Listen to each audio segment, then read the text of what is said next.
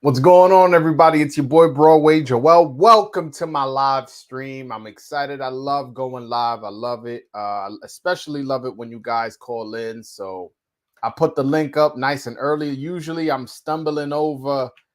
I'm trying to figure it out. I got a lot of things going on, but this time the link is already pinned to the top of the chat. So shout out to anybody who wants to call in. A lot going on in the sport of boxing.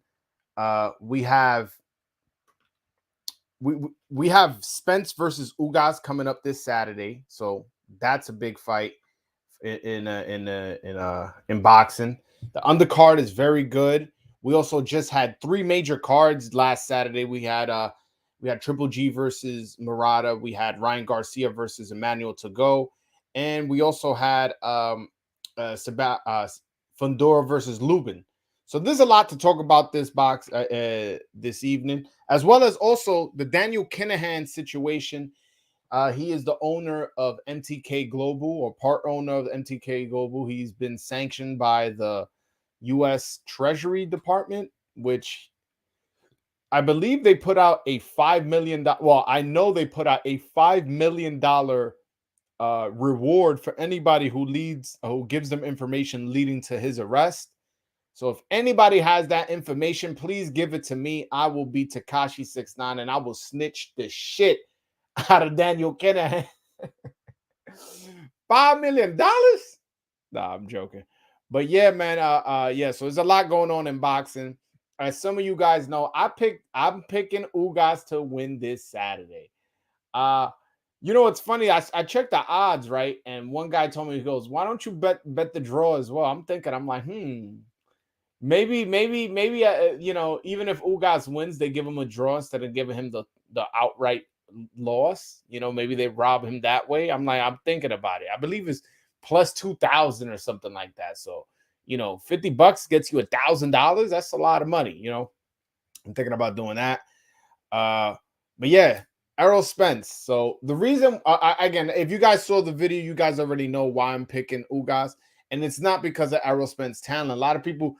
On Twitter, Twitter's a toxic place, man. I put up that I'm picking Ugas all of a sudden. You a hater. Oh, you a Errol Spence. I never said anything bad about Errol Spence on my YouTube ever. At least not that I can recall. Maybe you guys can find an old video of me talking bad about Errol Spence. Maybe you can bring that back. Just because I think he's going to lose this Saturday don't mean I'm hating. I think he's a better fighter than Ugas. I never said that Ugas was a better fighter than Errol Spence. I never said that. But at the same time, listen, I can't ignore what I'm seeing. The guy hasn't fought in 16 months.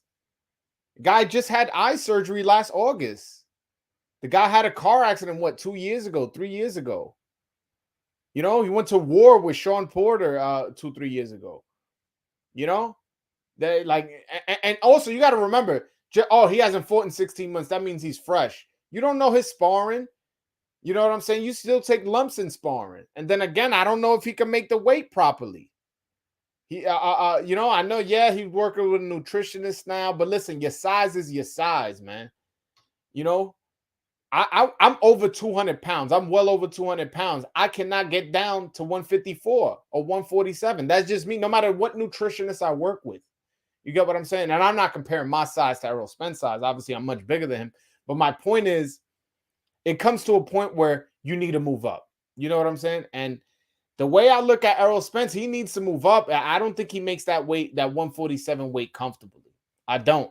He's been fighting there since his pro debut, I believe. He's been fighting there since 2012. So was that 10 years you fighting in the same division? And I know Triple G does it. Triple G has done it, but Triple G don't be looking weight drain at these press conferences like that. You know what I'm saying? I don't know. But again, there's too many factors for me to ignore. There's way too many factors for me to ignore all these how do I say? Like variables that, that sometimes people use as an excuse right after they lose. They go, well, I had trouble cutting the weight.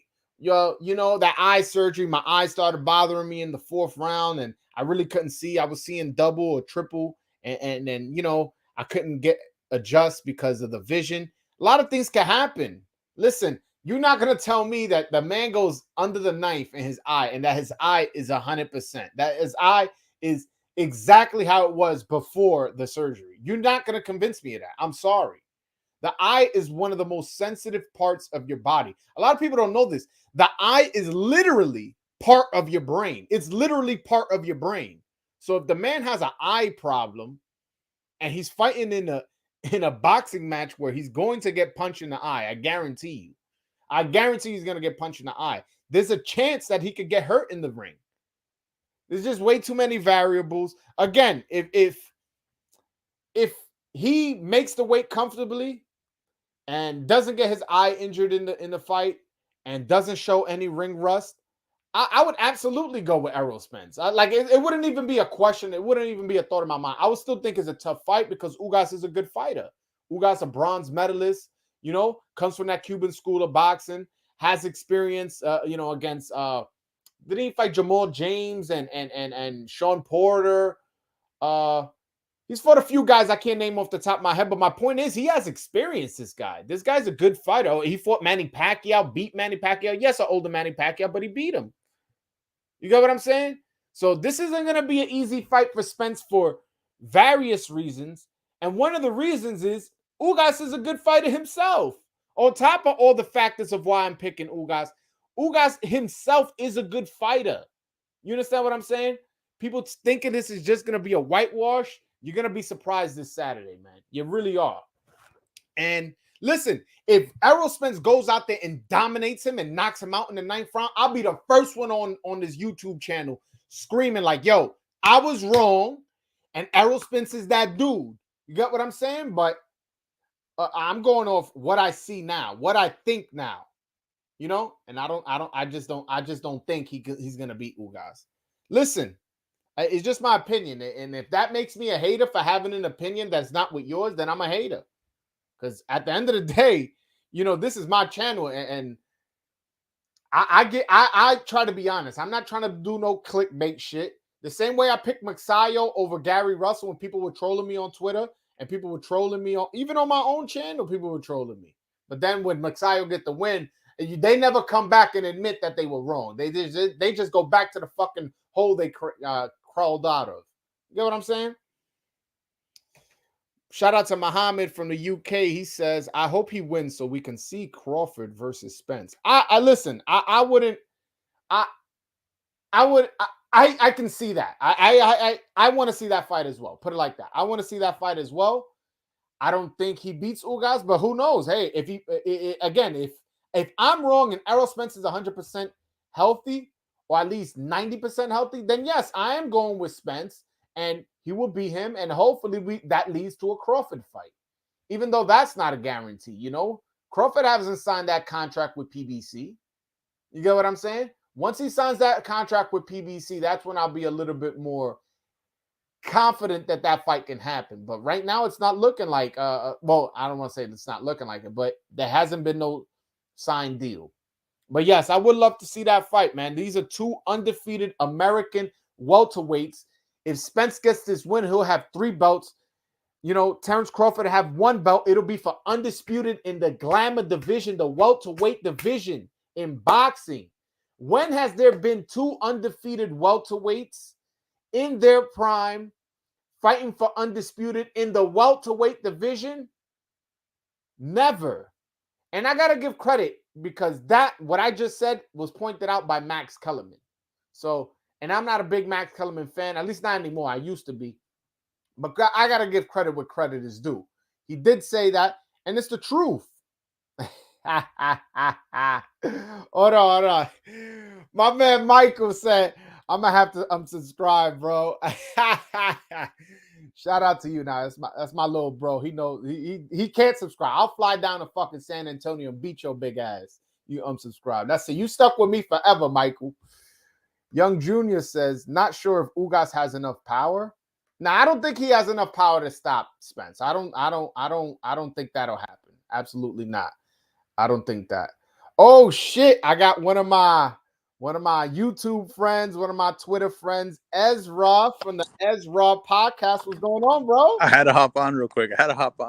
Yes. I'll be quick. I'll be quick about it. Actually, made that earth-shattering prediction on your channel first. So if anybody who's not subscribed to Ezra, please go on the Ezra podcast, hit that subscribe button, and tell them Broadway sent you. What's your thoughts, man?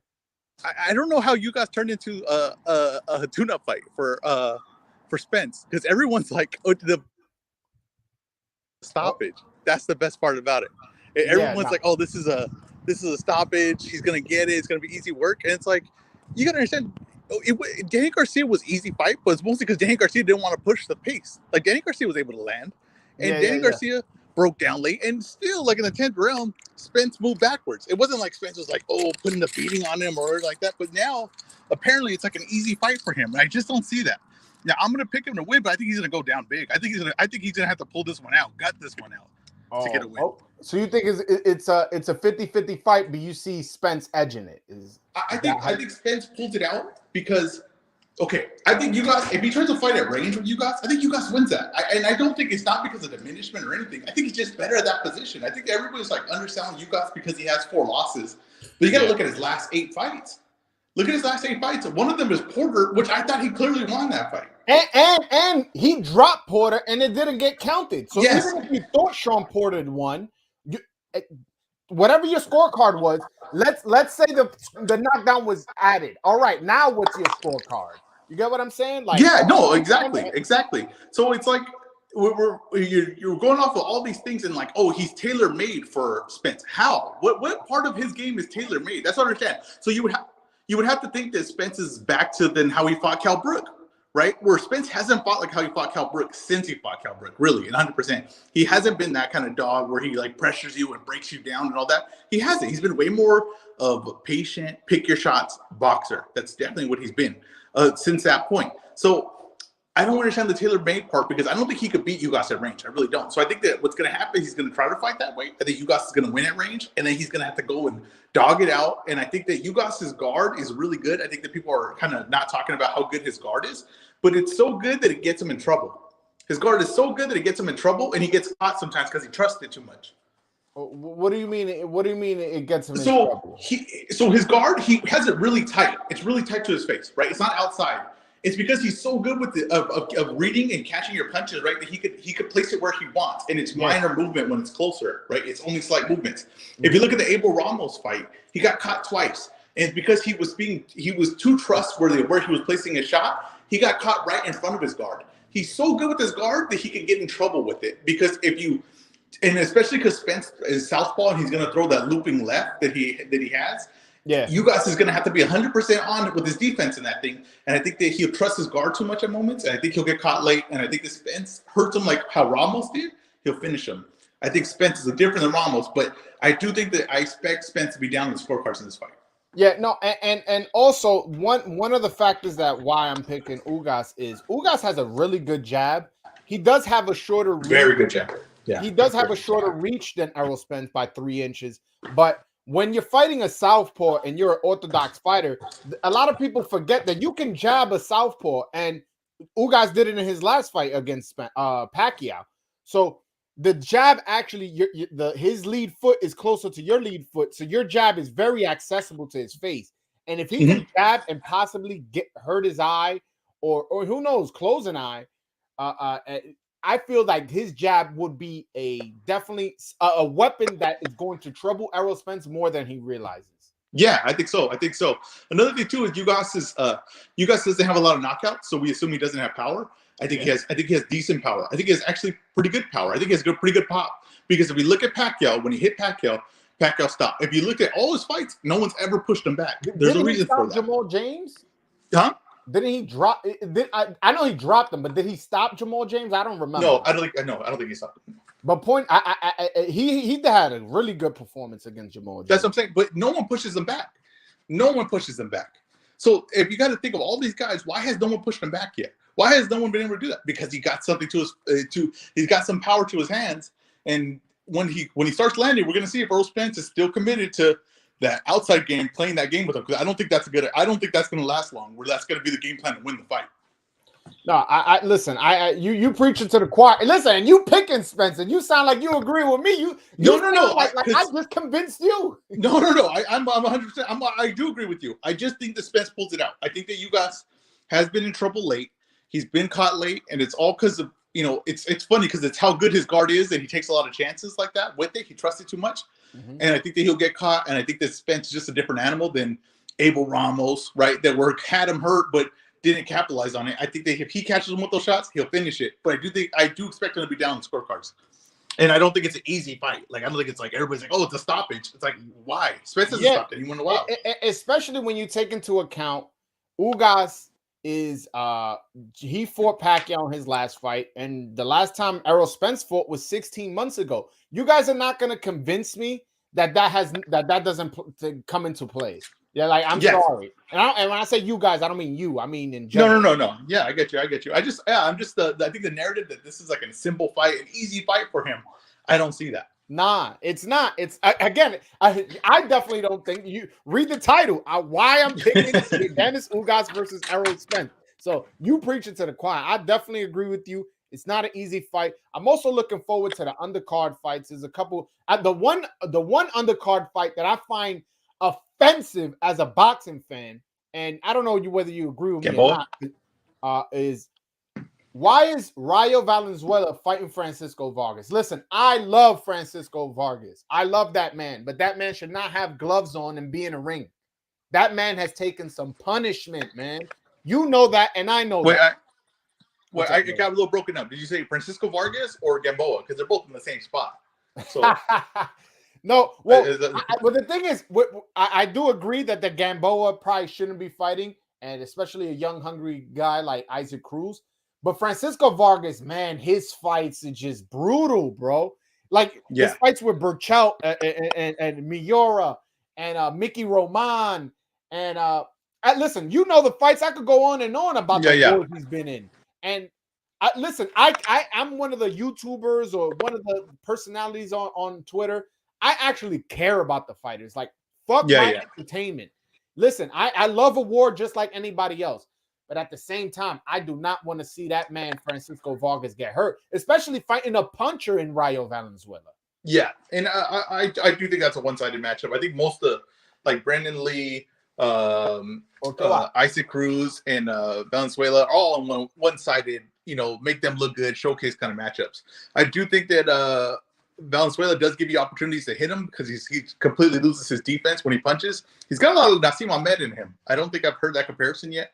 I'm going to say I think he has Naseem Ahmed in him, his offense, the way he punches. And it's just he has natural ability of timing and precision, but he does leave himself wide open when he punches. But, hey, I just want to jump on real quick. Thank you for giving me the moment in time on this. No, thank you for calling in, bro. Like, I appreciate you. You know you always welcome on my channel. And, you a friend of mine, and I love your channel. I'm probably the only person who's seen every single one of your lives. I appreciate it. There was only one I didn't catch live, but I caught it like on the replay. I caught it. I was driving to Pennsylvania, and I believe it was like an hour-long podcast. I just threw it on. I was listening the whole way. So I definitely hit that like button. I'm support your channel, and I hope my subscribers support your channel too, man. I fuck with you heavy, man. I appreciate it, man. Have a good one. All right, man. Anytime, man. All right. Shout out to Ezra from the Ezra podcast. Again, if you haven't subscribed to his channel, please do. That's a friend of mine. He's from LA. He's a former fighter. He only had one professional fight, but hey, he's a former fighter to me. He sparred a bunch of guys. He sparred Peter Quinlan, Zula Ramirez. He sparred a lot of guys. He trained at the Wild Card Gym for over 10 years. So shout out to him. 420 Boxing Network. I came in to see what you smoking. Well, listen, you 420 Boxing Network, so you definitely smoking something. Tim Tszyu versus Tony Harrison at 154 next. I need that. Ooh, Michael, shout out to you. I like that fight. You know what's funny? I didn't get to see too much of the Tony Harrison fight because I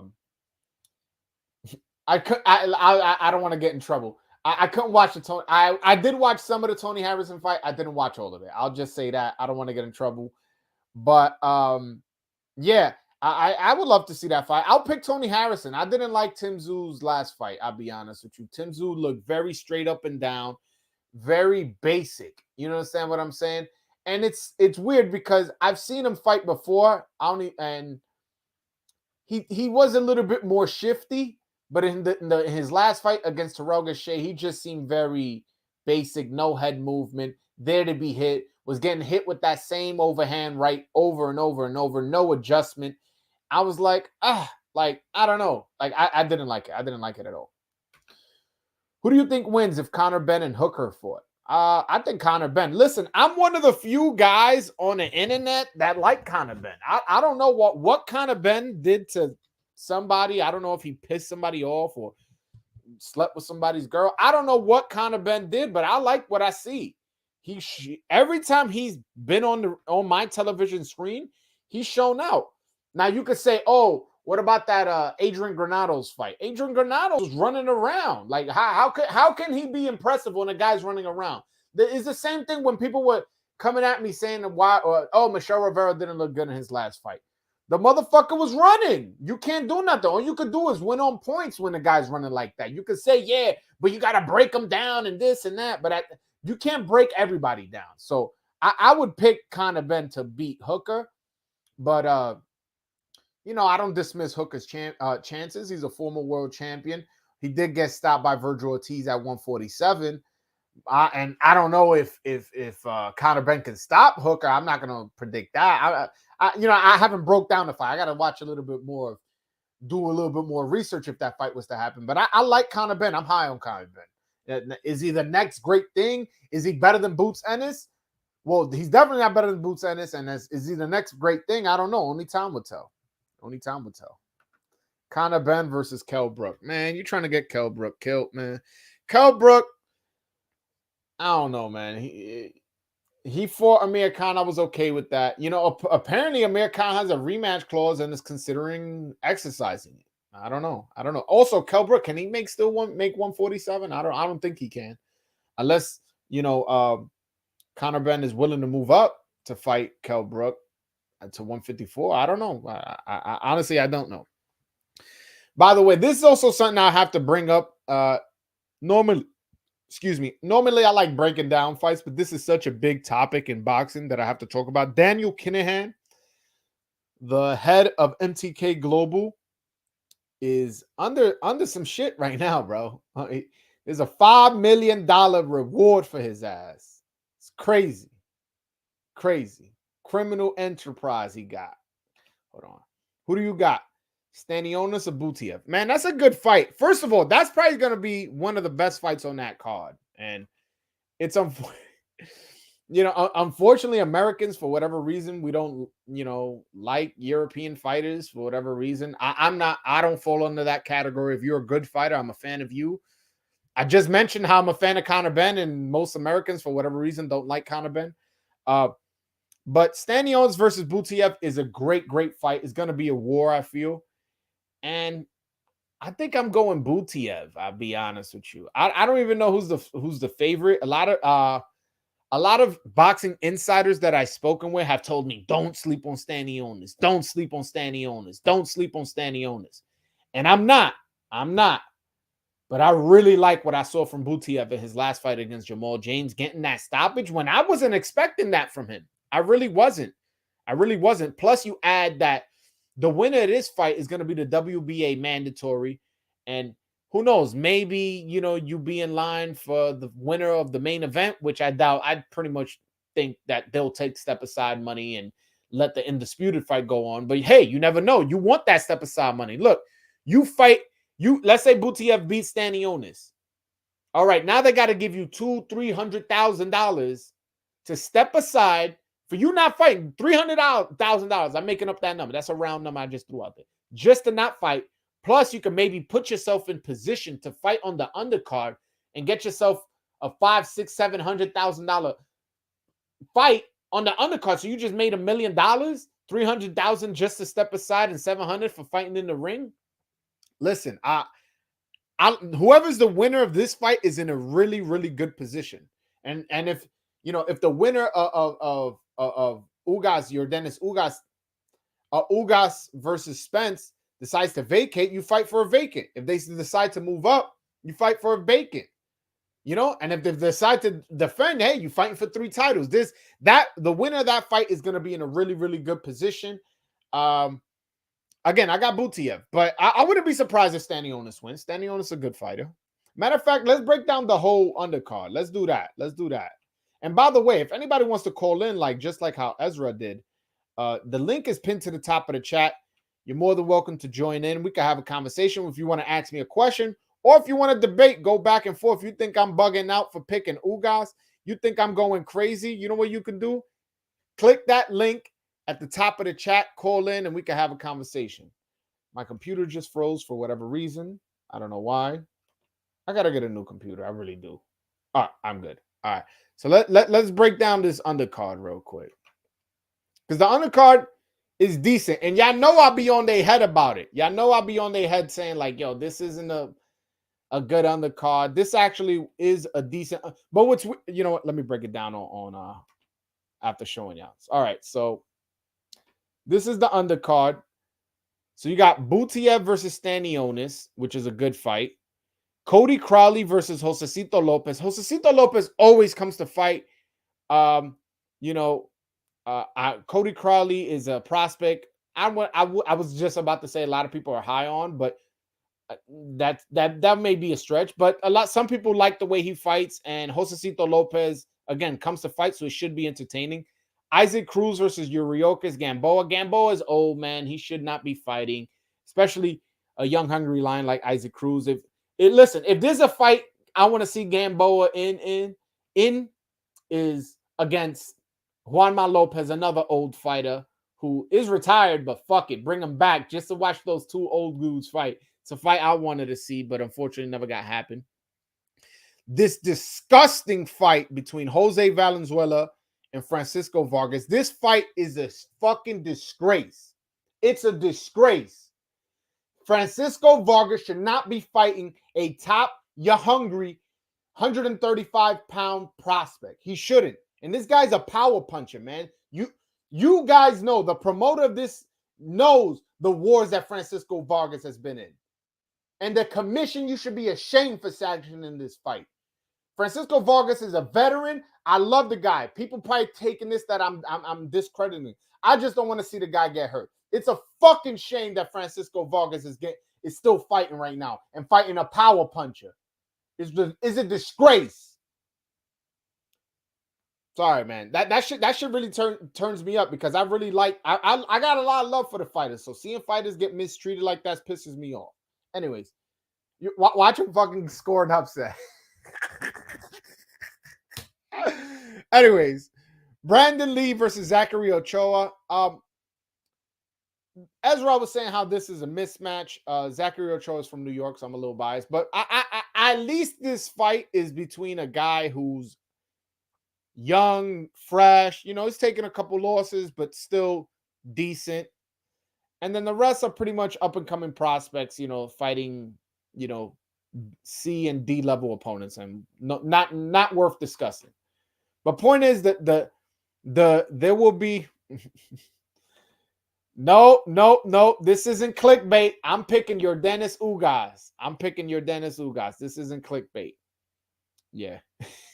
Yo, bro, this is Michael talking. I better not see any state commission let Burchelt fight again either. Absolutely. Yo, listen, commissions have to watch boxing. Like the commissioners, you have to watch boxing. You have to be aware. All right. Like you imagine Mickey Ward comes back, like a fucking state sanctioning Mickey Ward after all those wars he's been in. Like we have to be conscious of who's healthy enough. And yes, you can check their medicals, you can put them through brain scans, but at some point, like there's you need to protect the fight from himself. Put it like that. That's my stance on that. But damn, I lost track of what I was saying. Oh yeah, so the undercard, some of it is going to be on the regular Showtime. I believe the Butiev Stanionis fight is going to be on the regular Showtime card, as well as the Cody. I don't remember. I think the Cody Crowley, Josecito Lopez fight is also off TV. And then the fights that are going to be on actual pay-per-view is Isaac Cruz versus Gamboa, Jose Valenzuela versus Francisco Vargas, and Brandon Lee versus Zachary Ochoa, if I'm not mistaken. So it's going to be a great night of boxing on Saturday. It's going to be a fantastic night of boxing. I'm excited for it. I'm sure you guys are. But to be honest, I don't really see a lot of buzz on the internet about this fight. Like, I see like the hardcores talking about it, but like my casual friends, I don't see them posting about it. When I'm talking to them, I don't see them asking me questions of, oh, what do you think of this fight this Saturday? I'm excited for it. I can't wait. I'm having a fight party. The buzz has been low. I'm predicting bad numbers for this fight. And not because I think it's a bad fight, not because I don't think it's a competitive fight.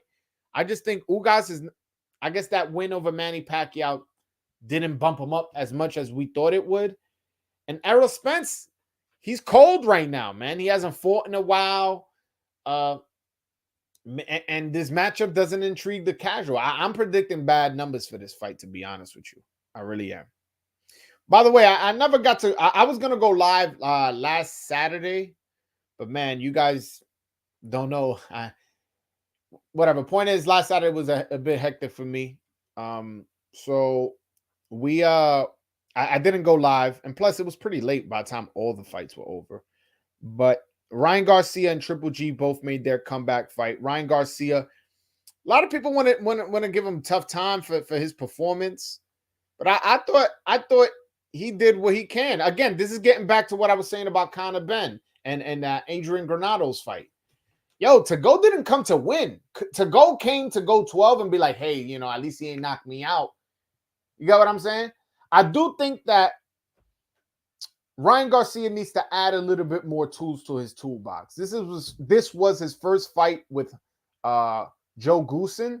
So, in one fight, you're not going to develop a bunch of skills that you'd never had before. But I do want to see him add a pull counter to his repertoire, because To-Go was really only landing that jab. And the way you take away a jab is countering it.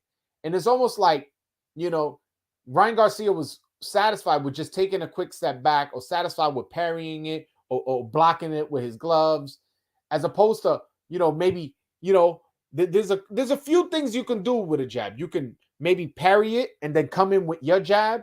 You can maybe, do the pull counter where he's throwing his jab, you take a step back, and as he's and if your hands are as fast as Ryan Garcia is, when he's throwing his jab, you take a step back and throw an overhand right over it. There's ways you can get creative on how to mitigate a jab, and I felt like Ryan Garcia didn't do it. He did do a little bit of a shoulder roll at time, which I never seen him do. At times, when To-Go would let that right hand go, he was rolling with it. Now, again, Ryan, if you're gonna be rolling with right hands, come back with that right hand to the body, or come back with that right hand to the head. Don't just roll and be satisfied with just blocking it. But again, Ryan Garcia is young. Come on, Michael. That's not true. Ryan is ass cheeks. That's not true, man. Ryan Garcia is a good fighter. He just fought a guy who wasn't in there to fight. To-Go did not go in there to win. Listen, man, Ryan Garcia dropped him and hurt him a couple times with a right hand.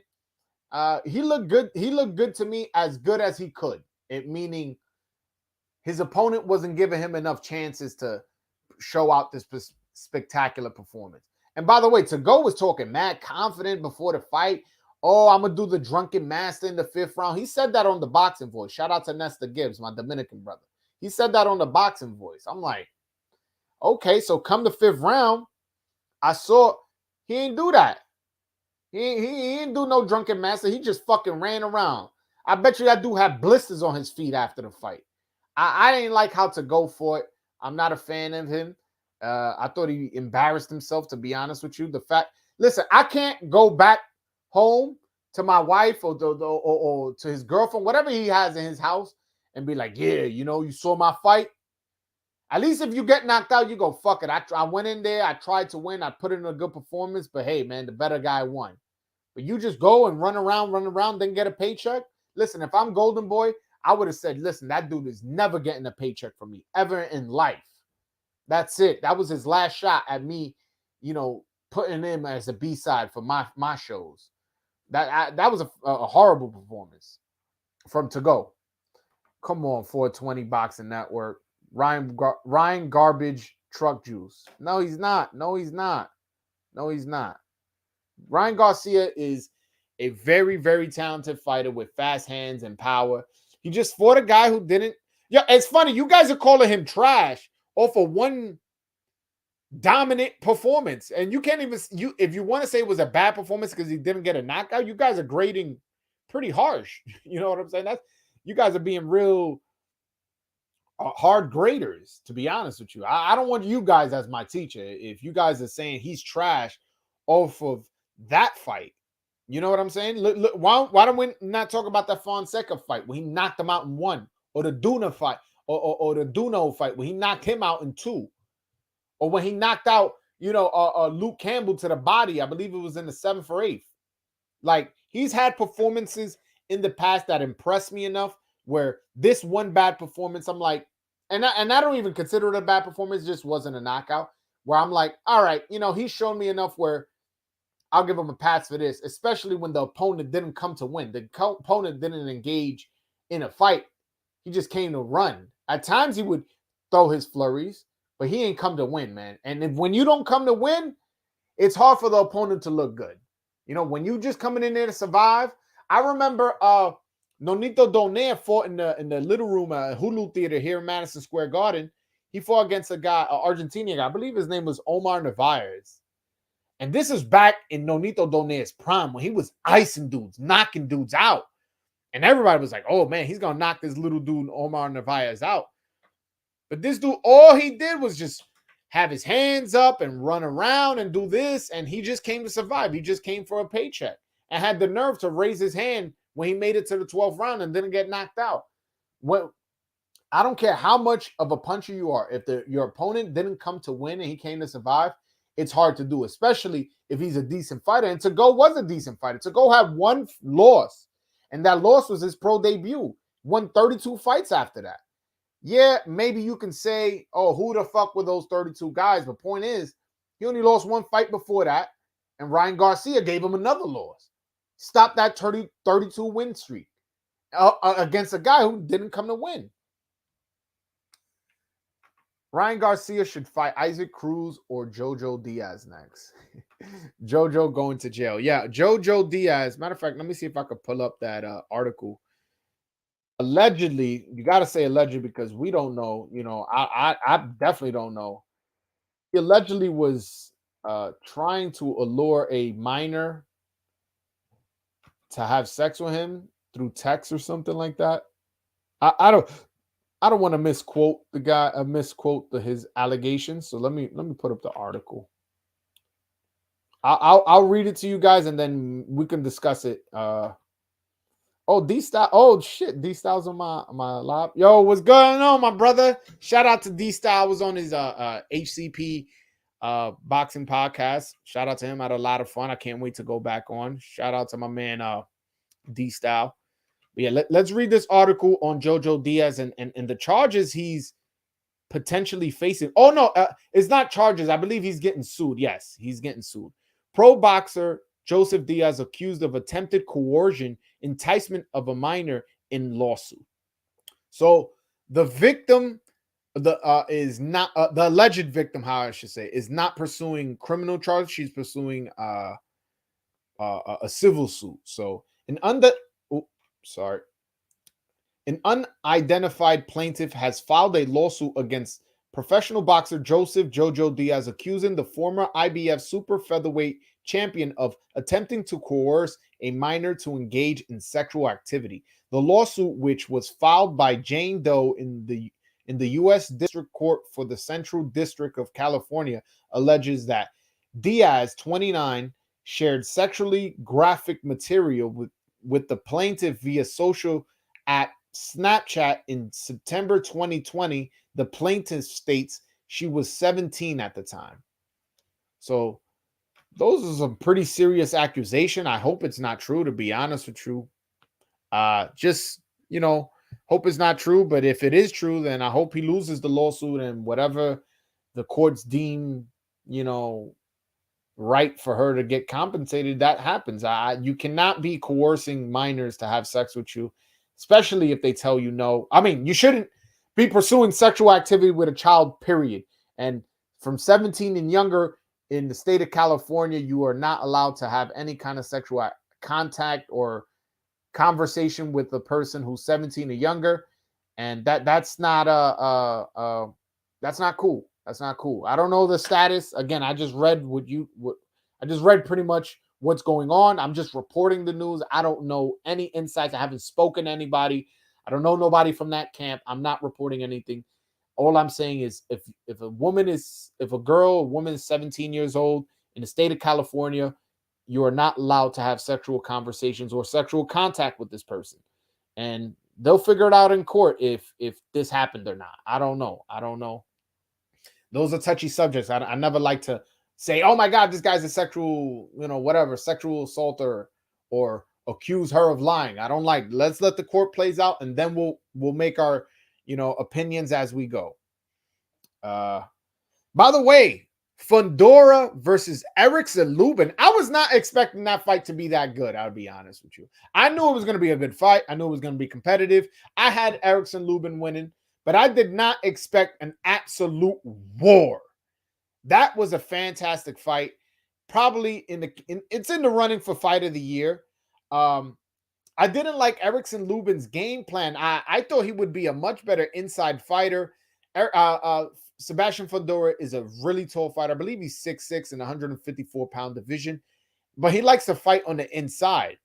Erickson Lubin was okay with fighting in the inside because that most likely would be his game plan, to get inside the taller fighter. But he just stood in the middle. His head was always in line in the middle. And the man got hit with some vicious uppercuts, man. That uppercut in the second round, man, I don't know how he got up after that. That was a fantastic uppercut that dropped him, hurt him real bad. And he survived the round, but I believe he got knocked down towards the end of the round. And then he just kept taking punishment and punishment and punishment. And little by little, his face was getting deformed. But shout out to Erickson Lubin, man. That dude never quit. He came out, put his game face, bit down on that gum shield, and came back to knock down Fundora. Dropped him. And I was like, oh, don't tell me the tide is turning now. I was jumping up. I was watching the Ryan Garcia fight at the same time as I was watching the Sebastian Fundora fight, which I hate doing, by the way. I hate watching two fights at the same time. But point is, I was screaming like, yo, this is a fight. Don't tell me he's going to turn it around, get a stoppage now. But no, Fundora kept coming on and ended up really messing up his face to the point where Kevin Cunningham, the trainer of Erickson Lubin, thought it would be best to stop the fight. And to be honest with you, a lot of people had a problem with the stoppage. I don't know what you guys were looking at. So Lubin was only going to get worse. It was only going to get worse for Lubin after that. He was taking a lot of punishment to the head. His face was getting all deformed. He looked hurt, man. He was bleeding. I believe he had after the fight reported that he had a torn shoulder, like that happened in the fight, and he also had some facial problems. I hope he's okay. I hope he's able to continue his career. I hope he's able to take care of his family, even if he decides to step away from his career. I don't want to see him get hurt. Get hurt past, getting what he got. I hope it's no serious injuries. I really like Lubin. I like Lubin as a fighter and as a person. He's never said anything where I thought it was inappropriate. But to be fair, I haven't seen that many Erickson Lubin interviews. I have seen some, but not many.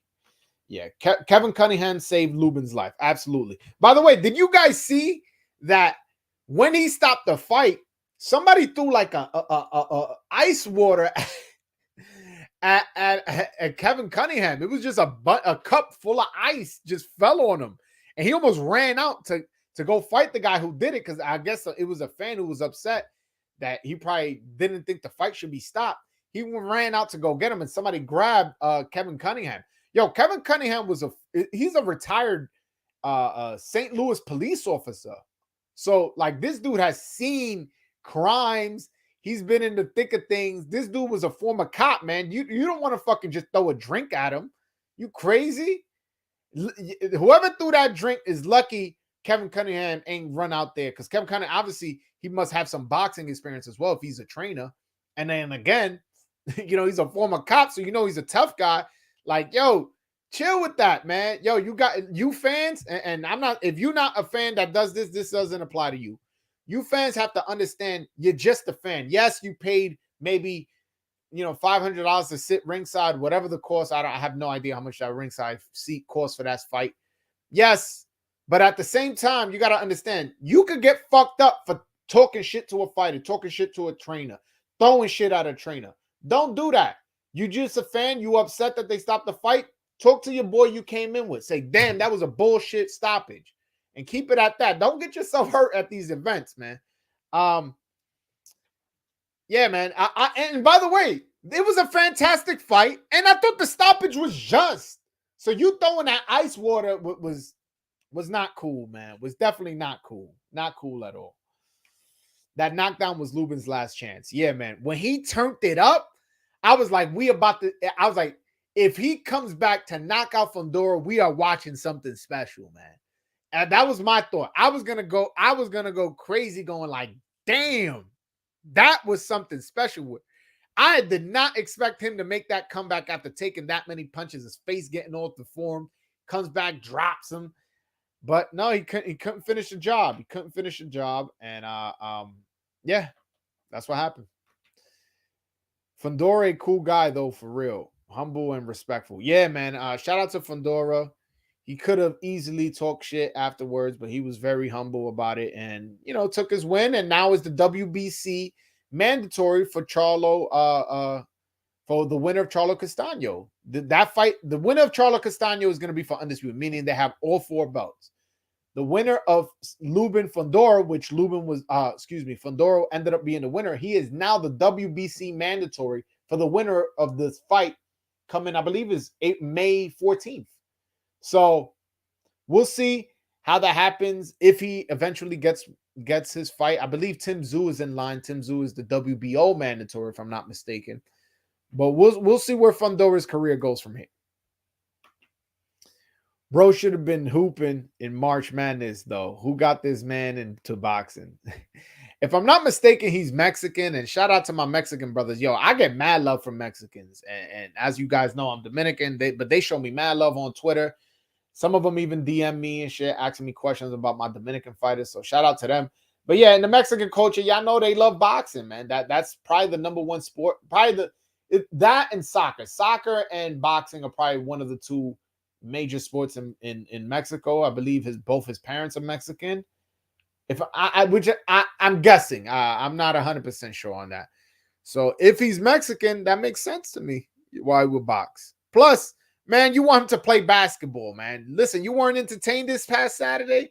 I keep that man in boxing, man. I want to see more of Fundora. He is a humble guy, respectful guy, entertaining fighter, and is also a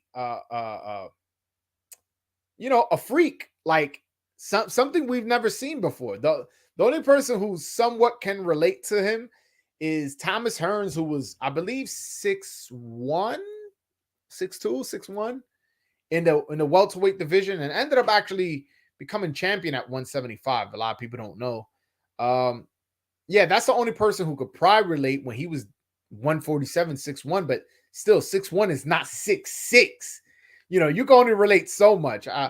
Alton X Fox and Jamal James and Michael Fox, who I've had on the show. Shout out to Michael Fox. These guys are tall, but they haven't been at the mandatory level yet. You know what I'm saying? Neither of the Fox brothers have been at that level, nor has Jamal James. Jamal James he fought for the WBA mandatory position, but ended up getting stopped by Butiev. So yeah, this is definitely something we never seen before. Guy this tall, and if he becomes champion, I can't imagine him not being the tallest 154 champion of all time. I can't. So we'll see how his career goes. But by the way, Did you guys see Mosley Jr. versus Gabe Rosado? I came away really, really impressed with Gabe Rosado. Gabe Rosado, you hear me? I came away really impressed with Mosley Jr. Yo, he boxed beautifully, moved his head, it was dipping and dodging, changing height changes with the jab to the belly and moving and boxing well, using his angles. And this is somebody who lost to Jason Quigley before. You know what I'm saying? I thought he put in a great performance. Whether he continues that momentum and continues to fight, and maybe this new style he developed makes him get into further, makes him become a title contender in the future. I don't know. I don't know. But I really, really like what I saw this past Saturday. Gabe Rosado, is he a world beater? No, never been a world champion, a gatekeeper, a journeyman, but somebody who's probably the best journeyman in boxing right now. Somebody who's always going to give you his all. Somebody with a lot of experience. I like Mosley Jr.'s performance. And by the way, if I'm top rank, I consider making Mosley Jr. versus Berlanga. And I know y'all find that funny, but although, don't get me wrong, Mosley Jr. did look very good and he boxed very well. And maybe fighting a boxer after, Berlanga's performance may not be the best decision. But I'm just thinking, I'm like, you know what? If Berlanga can't beat a guy like Mosley Jr., then he's definitely not fucking not somebody to be watching. You know what I'm saying? If you can't beat Mosley Jr., and that's no disrespect to Mosley Jr. That's just, he lost to Jason Quigley, didn't he? In the fight before last? Like, you know what I'm saying? Also, he's a smaller guy. I believe he's a 160 pounder. You move him up to 168. If Berlanga can't beat that guy, then he's a nobody. Then he shouldn't be fighting. You know what I'm saying? But I did like what I saw from Shane Mosley Jr. And hopefully he continues his momentum, because most fighters, sons of fighters, they take 2-3 losses and they go, nah, you know what? I'm done. And they retire. This guy, he's taken his losses and kept going and going and going, and now beat Gabe Rosado and looks like he's going to continue his boxing career. I like that. I like that. I wish him nothing but success. Nosotros los mexicanos vivimos y respiramos boxeo. ¿Escuchaste? So this is Michael. He's a Blaxican. He's half black, half Mexican. He says, us Mexicans live and breathe boxing. You heard? So yeah, I definitely did hear you, brother. Shit, bro. I think I'm gonna take Shane Mosley Jr. Hey man. I liked his performance, and Berlanga had trouble with a boxer in his last fight. So that's not a horrible pick. I wouldn't, but he is a 160 pounder, so he will be moving up to 168. But then again, what's this guy's name? The guy that just fought Berlanga, his name slips my mind. I was at the fight too. So, but either way, Steve Rose. He was originally a 160 pounder. Remember, he fought Triple G, and Triple G is only fought at 160. So he's originally a 160 pounder. He moved up to 60 and boxed a good fight and made it competitive. So that's not a terrible pick, but I think I would pick Berlanga. But guys, the link is pinned to the top of the chat, man. I would appreciate a call if somebody wants to call in, share their opinion with me, or debate me, man. Karma, you was talking all that ish. Call in, man. Yes, I'm picking Yordenis Ugas to beat Errol Spence. I'm picking him. I'm not picking him in a whitewash. I do think it's going to be a close fight, but I do think Errol Spence's inactivity, problems making weight, let's say not problems making weight, looking skinny at weigh-ins and press conferences that I've seen him in the past makes me doubt he can make this weight comfortably. That's probably the best way I can put it. Also, the eye surgery, the car accident. There's a lot of variables that I'm taking into consideration, which is why I'm picking Ugas. Not because I think Ugas is a better fighter than Spence. I think Spence at 100% could beat Ugas. But I definitely think this is a 50-50 fight. And a lot of people sleeping on Ugas for no reason. We just had Ezra from the Ezra podcast, former professional fighter, see it the same way I see it, in the sense that this is going to be a competitive fight. He is picking Spence to win. He's not going out on a limb like me, but yeah, let's see. Let's see what happens this Saturday. I'm excited. It's a good fight. It's a good fight. Nah, I'm joking. Berlanga should win that, bro. He's big as fuck for his weight, to be honest. Yeah, man. Like I've been next to Berlanga. Berlanga has been right here, like, and he's like, you know, I'm a pretty big guy, and I see him like, you know, it's funny. I went to the gym. I went to his gym. He used to train at Saddam Ali's gym, so I went over there, and I kind of sized him up a little bit. I don't know. It's just maybe because I boxed in the past before. Not that I'm calling out Berlanga. Please don't make it seem like that. But you know, I kind of sized him up. I looked at him. I was like, oh, he like my size a little bit. I feel like if I got down to boxing weight, I'll probably fight down. I'll probably fight at 168. That'll probably be my weight class. So I kind of looked and I sized him up. He got some muscles on him, man. He a big dude. He definitely probably walks around at 180. I want to say 180, 185, and probably cuts down to 168. So, which is probably why he was blasting dudes out. He probably just mad big for that division. So probably blasting dudes out because he's a big boy. I wonder how long Berlanga stays at 168. How soon until he moves to 175? I don't know. We'll see. I'm a Spence fan, but this is for sure no pushover. I believe in him, and I think that he will get the job done. But Ugas will make it rough and a long night. Absolutely. Yo, bro, you would think I'm picking Ugas by first round knockout, the type of responses I was getting. Yo, and motherfuckers be jumping in the DM like, yo, I gotta make my DM private or something. Motherfuckers be jumping in the DM. You're a fucking hater. You just rooting for Latino fighters, bro. I don't give a fuck where motherfuckers is from. If they not Dominican, you cannot accuse me of being biased. Now, if Ugas was Dominican and you were saying I'm being biased because Ugas is Dominican, then maybe you have a point, but you don't. I'm not Cuban. And I'm not one of these people, I just support all Latino fighters. I support all fighters. And, you know, of course, just like anybody else, I rep my team. My team is Dominicans. You know what I'm saying? I got the flag here. I interviewed them. Yes, no shame in my game. But yeah, man, let me know what you guys want to talk about, man. I'm definitely interested in hearing what you guys got to say. Hold on one second. Let me see if I can get one of my guys on. He had hit me up. He had hit me up about jumping on. So let me send him a message and see if he hops on. And he definitely has some wild takes. Shout out to my guy. And yeah. So we can have a nice little back and forth.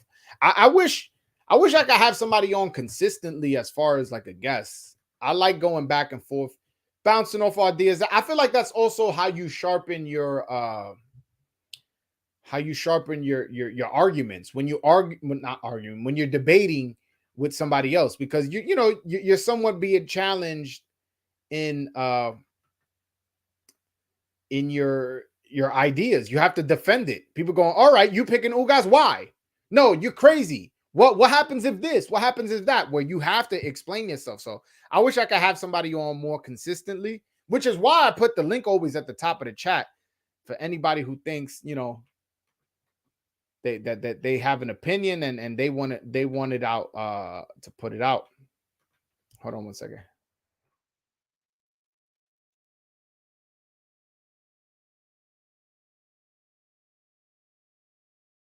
All right. Yeah, I just sent my boy the link. Let's see if he hops on. This is one of my guys. Some of you guys from Twitter may be familiar with him. Nah, bro, they can't even say that BS. Laugh my ass off. Ugas is black. Of course he Cuban, but that man ain't Afro-Latino just like me and you. Yeah, man. But not even that. I'm not even going like, oh, Afro-Latino or whatever this. I'm not even doing that. I'm just doing like, yo, this is just genuinely my opinion. All right, so I got a guest on. This is one of my guys from Twitter. He's one of my favorite guys. He has some wild takes, but he's a friend of mine, so please be nice. My man Polo, how you doing, my brother? Man, what's up, bro? Come on. mind. You know, I just speak it as it goes, man. Nah, bro, you know I fuck with you heavy, and we always defending Canelo on Twitter Spaces. I swear, motherfuckers man. hate Canelo just for no reason. Like he could be like, "Yo, I don't like red." Oh, fuck you, you. I'm like, yo, man, like, so definitely this shit is crazy. On the Twitter Spaces, I had to get you on. So I want to ask you, who do you have winning this weekend, Spence or Ugas? To be honest, bro, I would favor Spence, but I kind of think the ring rust is gonna play a big factor.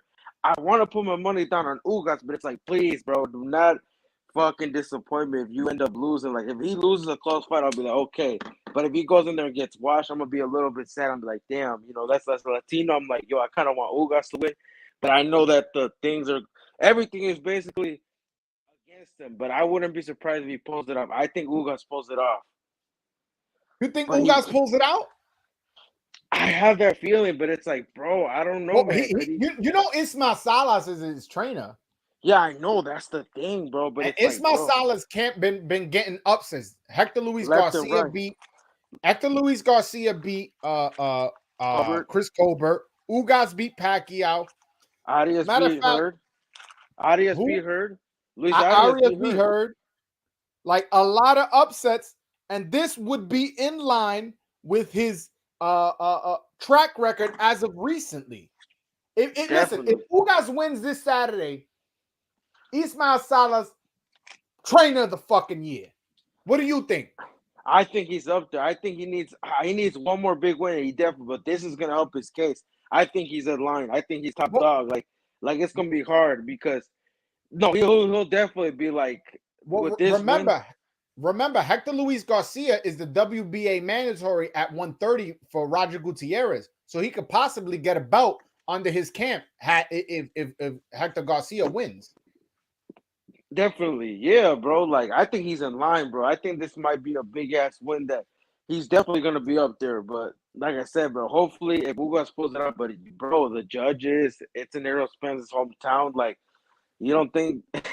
Yeah. That does worry me. That does worry me. I won't lie, because Texas is known for not being exactly fair to the not hometown fighter, being very friendly to the hometown fighter or the A-side fighter. Like, you know, when Chavez fought Pernell Whitaker outboxed the shit out of him, beat him up, and they gave it a draw. And that was in Texas. Texas is known for having bad decisions. So that does worry me.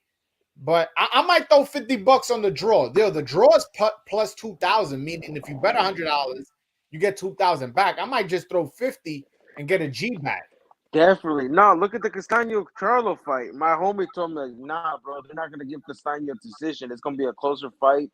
You're gonna see Castaño look better, and he was right. He actually betted the draw. So I think a draw would be like the safer side, but I don't know, man. I just hope like Spencer just go in there and washes him, because I'll be like, damn, because that's what a lot of people are saying. Like last week, nobody was saying, and you're my witness, nobody was picking Fundora to be Lubin. Only a few people, bro. They were saying that Fundora was gonna get cooked. Samson is the one that was telling us, like, yo, my guy is ready. He's going to pull an upset. And he pulled it off. Who did you have winning that fight before? I'm talking about before.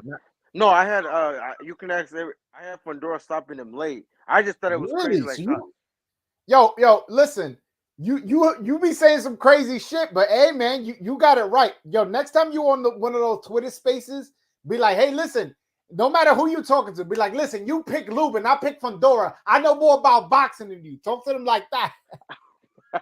I did. They were there. That's I need you to let your nuts hang on Twitter, man.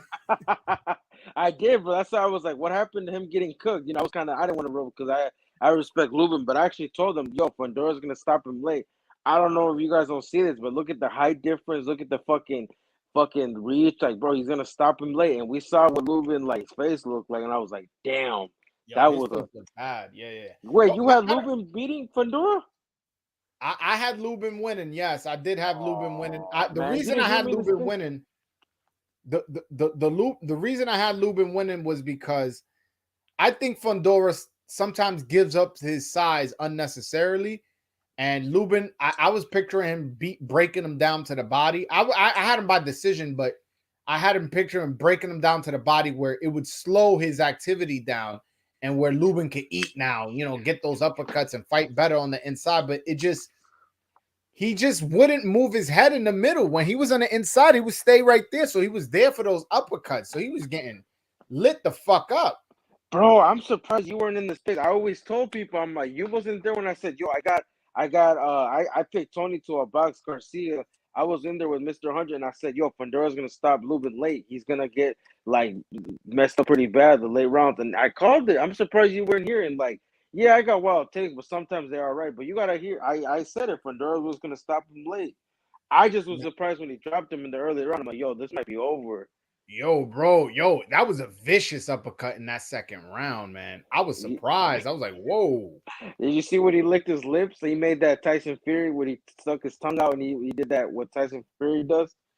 Yeah, I saw that. That was crazy, man. Watching that fight and watching the Ryan Garcia fight at the same time was definitely a interesting scenario us boxing fans had to go through. But by the way, I didn't get to break down the Triple G fight before you got on. So if you don't mind me, I'll break down the Triple G. What's up?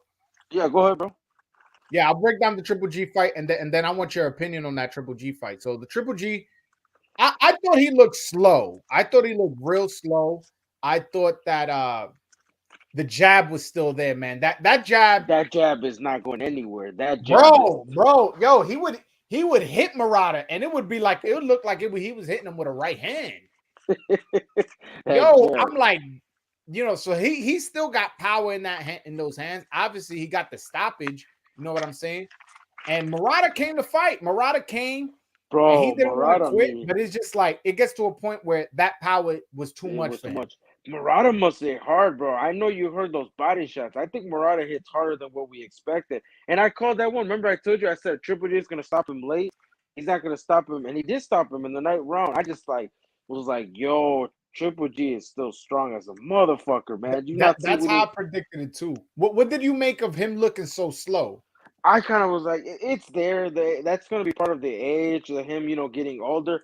But that jab is still there. The power is still there. I think I'm really want to see this Canelo third fight. I know, obviously, as hardcore, we're probably like, but he needs to get that, smudge off his he needs that third fight, bro, to be like, yo, I beat you. And like you said, bro, the power is still there. I don't think it's gonna be like a wash completely. I think it's gonna be competitive, but I think Canelo does stop him late because, bro, that power is still. What makes you think it's gonna be competitive, especially how slow he looked? Canelo fast, and Canelo already been in the ring with him twice, already has somewhat of his rhythm. I picture that's an easy one-sided fight for Canelo. No, I think the jab is still gonna be there. I think he's gonna respect Triple G's power because that power is still there.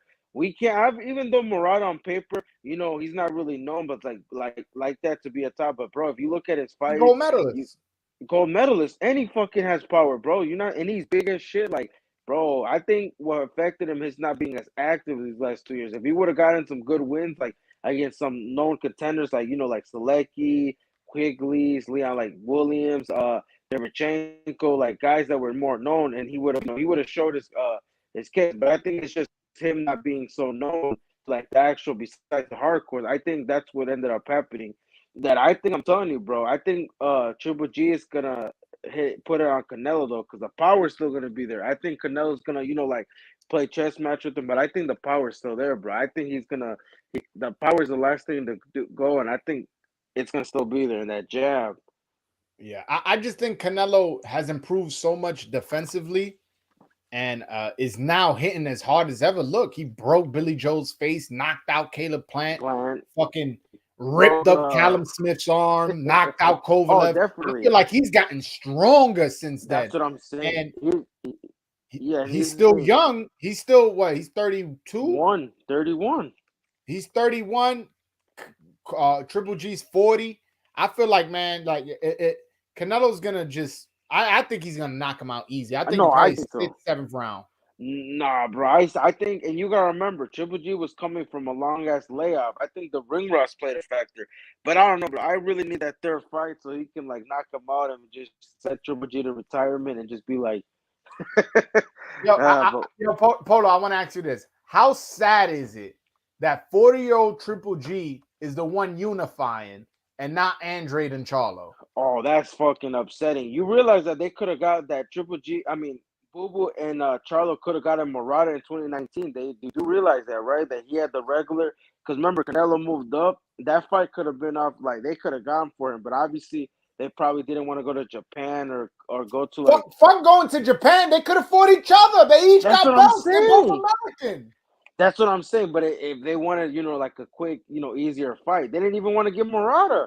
The thing that they bring up is that that Triple G wasn't even going for Murata until like later that year. But it's like, yeah, it is embarrassing, bro, that a 4-year-old grandpa basically unified, went to the guy's backyard, stopped him. You know that Murata dude has never been dropped or stopped, and he stopped him in his own backyard.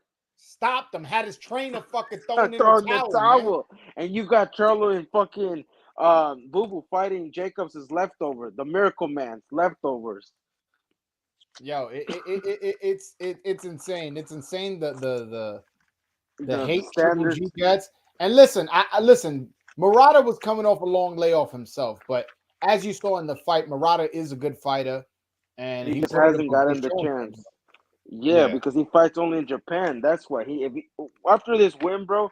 I think, and I heard that he does something on the side. He's not even like a full boxer. I heard that he does something on the side. I think if he would have fought more in the States and fought like known contenders, like if he knocked out a Derevchenko Selecki, then people would be like, yo, oh shit, this guy might be, the fucking, he might be a problem. But I just think it's just the people not knowing him, the exposure in the States. He doesn't have that because he only fights in Japan mostly. But yeah, man, fucking Triple G did it. Yeah, man. What do you make of the Errol Spence Yordenis Ugas undercard? Because that's the fight that's coming up this Saturday. That's the big definitely. fight. I got Isaac Cruz stopping. They're good fights, bro. I know Francisco Vargas obviously is out of it. I just think it's a good test up for this Rayo kid. I like him, but personally, I don't know, man. The torch, it's the passing of the torch. But I mean, bro, compared to Gamboa, it's like, yo, Gamboa's fighting a fucking puncher. I think Cruz is gonna stop him. Hopefully, if Cruz knocks him out, Gamboa calls it a day because, bro, they're just gonna keep feeding him. Like they're gonna go like this. Cruz knocks him out, Rayo gets him, and then Frank Martin gets him. They're just gonna pass him around. Which fight to you is more of a mismatch? The Isaac Cruz Uriocas Gamboa or the Rayo Valenzuela Francisco Vargas? Which one upsets you more that the fight's made? I think Gamboa versus Pitbull. Really? Nah, yeah. Man. To me, I really don't like that. I really don't like that Francisco Vargas fight, man. Francisco Vargas has been in wars, man. Wars. Fantastic Definitely. Fights.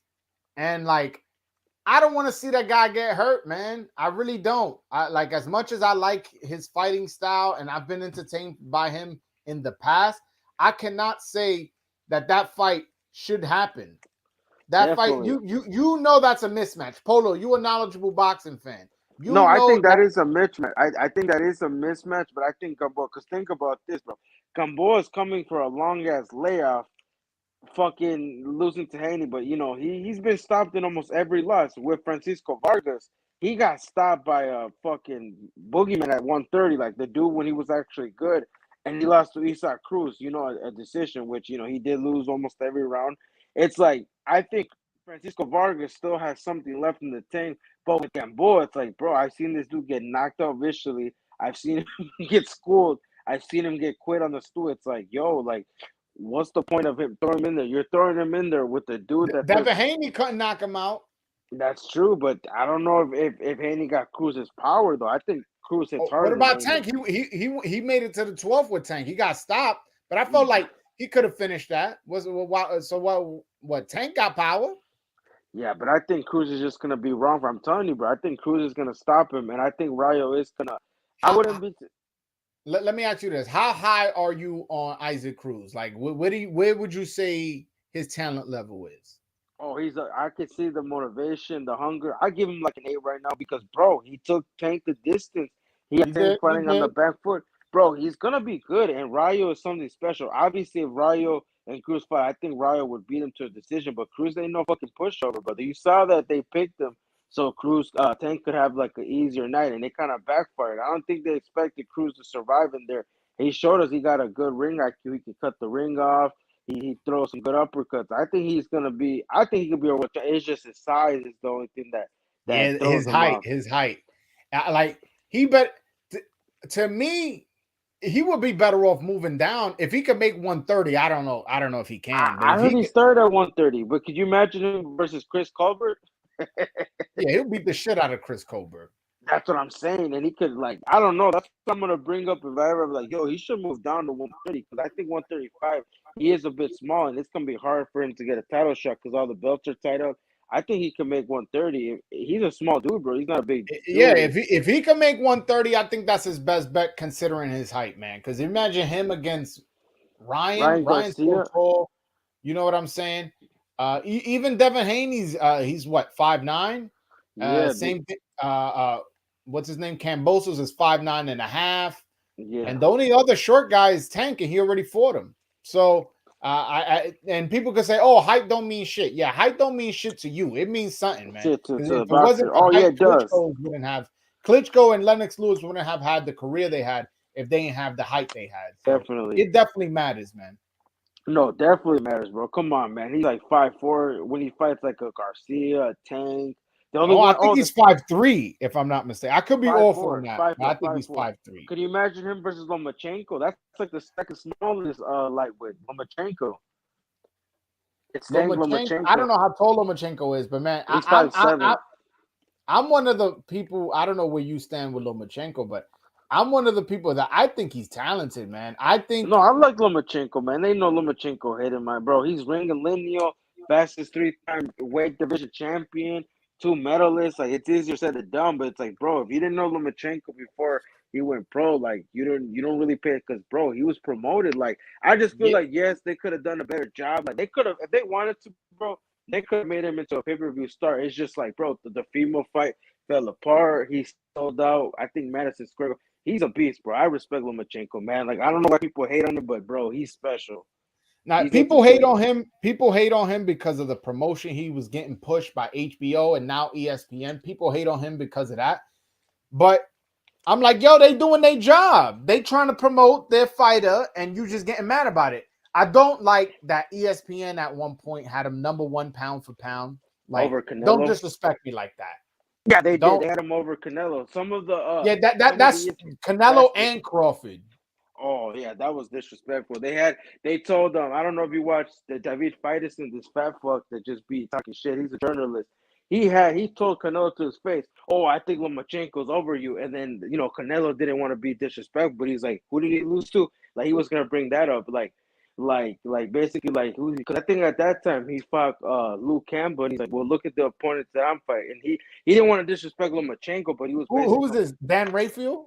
No, David Faitelson. He's his fat fuck. Well, he's skinny now, but he's a journalist. But he basically told him in his face that, yeah, I got Lomachenko over you. And Canelo and them were like, you got Lomachenko over me? Like, yeah, the thing is, Lomachenko is nice. Don't get me wrong. He's nice. Oh, he's definitely pound for pound. He's not top 5 pound for pound. But he's up there. He's like 8, 10. He's up there, bro. He's up there. I don't know. I don't know if he makes my top 10, but he's definitely not top 5. I mean, bro, he became ring and lineal. He fucking he was 1 belt up from Undisputed. He won the fastest. No, I agree. Listen. You preaching to the choir. Ain't no Lomachenko hate on this YouTube channel. Oh, never. I fuck with Lomachenko. I just think that ESPN was pumping him up too much and making him #1 pound for pound. That should look ridiculous, man, especially to knowledgeable boxing fans. Yeah, that's the thing, and I think they try to, but it's like he definitely is pound for pound, but yeah, they were kind of going overboard when they said one.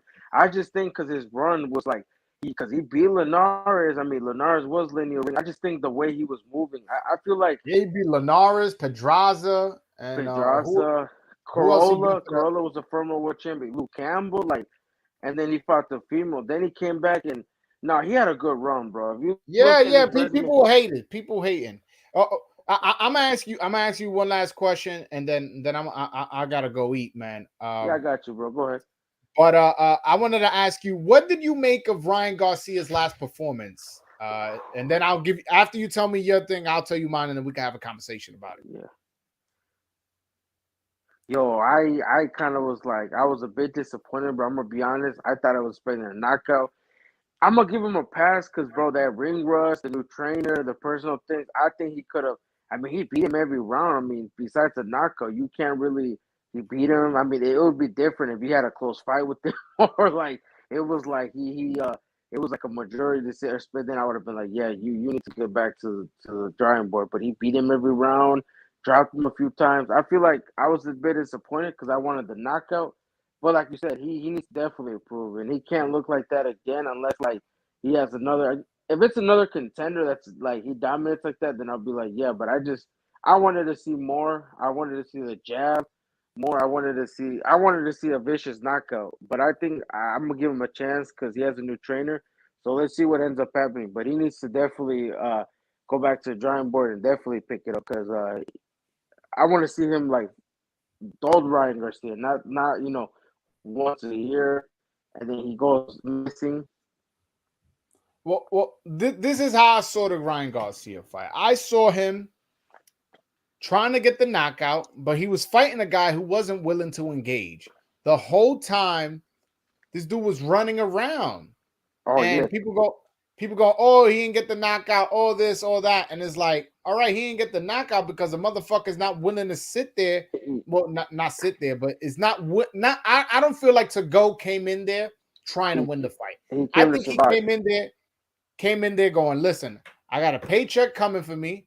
I'm not going to get knocked out. So I'm going to just run around, use my jab. At times, throw my right hand just to keep him off me, just to let him know that he's fighting a good fighter. But then I'm just going to run around. And even with all that, Ryan Garcia still hurt him a bunch of times and even dropped him. You know what I'm saying? I feel like people being a little hard on Ryan Garcia because it's not like he got dropped. It's not like he was losing rounds. It's not like he ain't drop him. You know what I'm saying? He's still like, yeah, you ran around, but you still hit the floor at least once. You know what I'm saying? Yeah. Some guy named Cholo Trucker says bad performance by Ryan. I don't think that was a bad performance. He won every round. Yeah, he won almost every round. And then his first fight with a new trainer. Definitely. And the thing is also, you are right. It does take two to tango. It seems like he was in there to survive. He was in there to prove that I can go the distance with the top lightweight. And you gotta remember, To-Go is actually ranked in the IBF. So he's not like I don't know. People say it's like, bro, it wasn't just somebody that they got out their ass. Like this guy's actually ranked. So you could consider it's like, yo, he's actually fighting opponents ranked. They'll be different if they pull like fucking say Miguel Vasquez out their ass or something, or like pull somebody that's already passed. I mean, he fought a dude that's ranked, so it's like, and like you said, he won every round. Was ranked? Oh, hold on, he was ranked? Yeah, in the IBF. Oh, I didn't know that. He was ranked. It was him. I remember at one point he was actually close to being number one because it was Lee Shelby, Isaac Cruz, and I think he was like 4 or 3 because Comey was like 3. Oh, I'm gonna try to see if I can find the 135 IBF rankings. We'll see where he was at. Well, I don't see him here, bro. They probably updated it. He's like 10. I'm able to go. No, it says last updated March 14th. So today's April 13th. Yeah. I'm trying to see if he's ranked at any of the other sanctioning bodies. No, he was ranked. Emmanuel To-Go. I checked last time and he was ranked. Maybe they removed it, but he was up there. But I don't know if they To-Go. It starts with the T. Emmanuel. No, I know.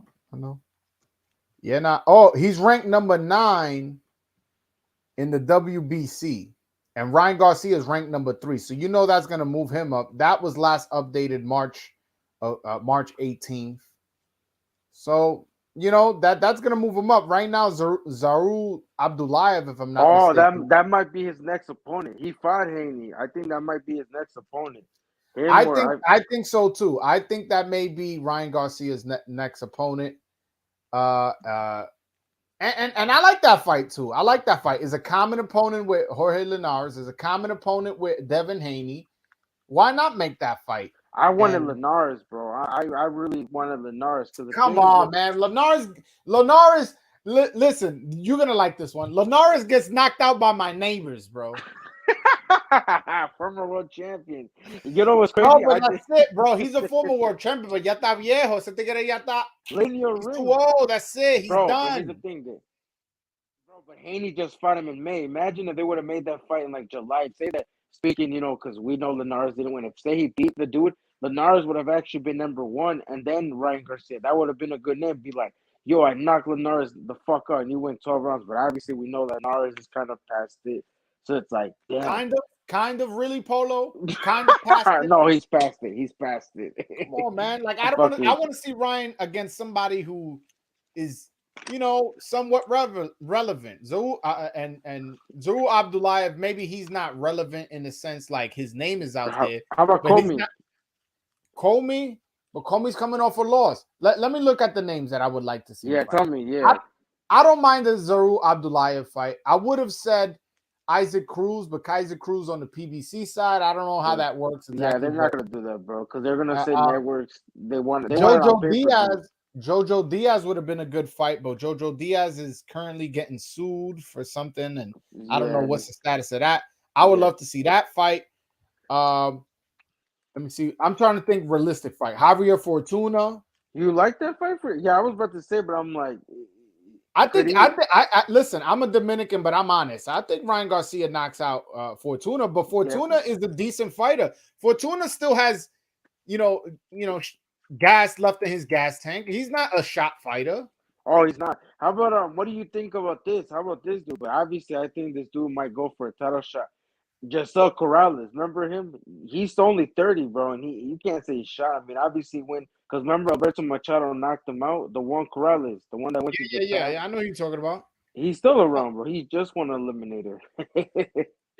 Yeah, but like, how do you? Let me ask you this: how do you feel a fight between Ryan Garcia and Michelle Rivera? How do you like that fight? I like that fight, but I think Michelle. I don't know. Michelle Rivera's been active. I think Michelle Rivera will take it because of his activity and his job. Wow, really? You think right? I don't know, man. I don't know. Listen, I'm high on Ryan Garcia. I believe in his speed. I believe in his power. Although I don't picture Michelle Rivera, running around like to go and when I say running around and like not trying to win, Michelle Rivera is tall. Does use his jab well and does box well. So I can see him giving Ryan a little bit of trouble. But I think at the end of the day, Ryan Garcia's power and speed catches up to him and he stops him, to be honest with you. You think so? Man, I don't know who. And listen, and you know me. You know who I'm going to be rooting for that night. Yeah. Ryan Garcia. I'm never going to sit here and lie, Yeah, Ryan Garcia. No, he got speed, but I think let's see him more active because let's be real. Michael Rivera's actually been active, and Ryan Garcia's kind of, we got to see what he looks like the next fight. That's true. So if you could have your pick, who will he be fighting next? I think I need to get him with the former world champion. And I saw his last fight, Josecito Corrales. Give me Josecito Corrales, former world champion. No, hold on. Jojo Diaz. If you said former world champion Jojo Diaz is a common opponent with Haney. They both promoted by Golden Boy. They both are Mexican Americans from California. That honestly, that's the fight that makes the most sense. That Definitely. And Isaac Cruz. But I don't know with Golden Boy, bro. They do in-house fights. But it has to be like bigger. I think they might do that later on. I think that's a fight that we might see like later in the year, not right now, because obviously we know. Hey, what happened to who commented? Somebody commented, Ryan got Joel on the payroll. Yo, listen. I'm high on Ryan Garcia. Listen, the best part about it is I don't be deleting videos. This video is gonna stay up. Stay up. Hey, I got another one for you. If he becomes a bum, come back to this video and be like, yo, listen, Ryan, you was high on Ryan Garcia. Look what he became. But I like Ryan. I got one for you. I know you might be half and half. Ryan at the female at 140. That fight will sell out. That fight will sell out. As much as I love Teofimo, I have to see more of him. Like he's been all his interviews, he doesn't seem mentally there. He's coming off a loss. He went on a fuck you tour too. Yeah, he had elbow surgery in February, and then I believe 2-3 weeks ago he had hand surgery, and then on top of that, you added mental problems. That's a recipe for disaster, man. Teofimo needs an easy fight, man. He needs an easy fight, and then let me see how he looks, and then I'll be like, all right, now I'll assess who he beats. Does he beat Tank or Haney or Ryan or Loma? Well, not Loma. He already beat Loma, but Taylor, whoever these guys at 140 because he said he's moving up to 140. I have to see a little bit more of him before I could make any prediction in any fight he's gonna be in. Bro, he pulled it off. Like, I'm gonna give you respect because there was another dude named Carlos Banderas that was talking mad shit like, yo, Teofimo ain't there. He didn't even make I made the Olympic team. And what's funny is the same year that fucking Teofimo won the title and got the knockout or candidate knockout of the year, beat Comey, never been stopped. That dude gets knocked out on a PBC show. So I'm like, damn, bro. You was talking shit about Teofimo. Look where Teofimo ended up, and look where you stole a prospect. Listen, man. Listen. If you know boxing and you watch boxing, there's no way you could watch Teofimo and be like, "Oh, that guy's a bum, man." That dude, he knocked out Cody. Say whatever you want. He knocked him out. The guy who had a belt, and they came out and had a fantastic game plan against Lomachenko. Was banging those arms, banging that body all night, and then when he started losing grip of the fight, came up in the 12th round and beat the shit out of Lomachenko. He won clearly, bro. That 12th round is what made Teofimo my favorite fighter. That 12th round. When he just turned it up, when he was down and he needed that round in the eyes of the public, he came out and got it. That was a clutch performance. And that's really what made me a Teofimo fan. That's why I have a Teofimo shirt in my closet. Because of that 12th round. No, he came and that Comey, bro. Comey was a world champion. Had losses to and he beats him. I mean, he came for beating. Comey, that was a knockout that I did not see Comey get knocked out like that. And we saw that Comey still got it. Like he came beat another contender. He knocked out Marinez. Marinez, who really beat Rolly. Don't tell me you thought Rolly beat Marinez. He lost. Don't lie. He lost that shit, bro. Well, no, he lost that shit. But I'm saying he lost that shit. He lost that shit. He lost that fight. And then I believe it was his next fights Comey, and Comey knocks him out. Yeah, you know what I'm saying? Yeah, and he went 12. Rolly's about to fight another contender, or Tank. We saw that Rolly's about to fight Tank. And what do you make of that fight? What do you make of Rolly Tank? Is that a fight you interested in? I'm going to that fight, by the way. I bought my tickets already. No, I'm interested because of the shit talking. We needed to see this fight last year. I know it was eventually gonna happen, but I'm interested, man. I'm interested to see like how Tank deals with a guy that's like as crazy and not fully there like Rolly. But I think Rolly might surprise the world, and I think he give Tank a fight. I think Tank does win, but I gotta see more of like build to more to like closer to a fight, like the weigh-in, the next press conference, because I think Rolly is in Tank's head, bro. I think Rolly is in Tank and his coach's head because they're like mocking him on Instagram. I think Rolly really got in Tank's head, bro. I think Tank might. I'm telling you, bro. Rolly is in his head. You think he's gonna get careless because he got in his head? Yeah, I think he's gonna fight with aggression. Yeah, I hope the undercard is good for that fight because I bought my tickets already. My tickets are bought. As soon as they became available, I bought my tickets. That fight may be a sellout. Who knows? But I got my tickets. A lot of people from Chicken Talk are going to be over there. Shout out to Lefty, my man from Chicken Talk. I'm really, really excited about this fight. Not necessarily the matchup. The matchup I'm not too crazy about, but I am excited that I'm going to see Tank live. Supposedly, I heard that his events, when they're live, they're crazy. They're like a party. So I'm excited for it. Yeah. I don't know. Polo hopped off. I don't know what happened. Polo fell off. Yo. All right. Since he fell off, I'm gonna hop off, guys. I appreciate. Oh, hold on. The fact that it's pay-per-view is trash. Cholo Trucker, I totally agree with you. I don't see why this is a pay-per-view event. Again, to be fair, Tank's undercards are usually good, with the exception of maybe that Gamboa card. That undercard was but his last couple fights have been good. So maybe the undercard makes it worth the money. But yeah, that the fact of the fight is on pay-per-view is trash. But I will be there live, so it really doesn't make any difference to me. Hold on, Polo came back. Polo, what's up, my guy? You back? What happened? Bad. It cut off, bro. Give me a second. My bad, bro. Hold on. It cut off for a second. Hold on. All right, cool. But yeah, getting back to the point.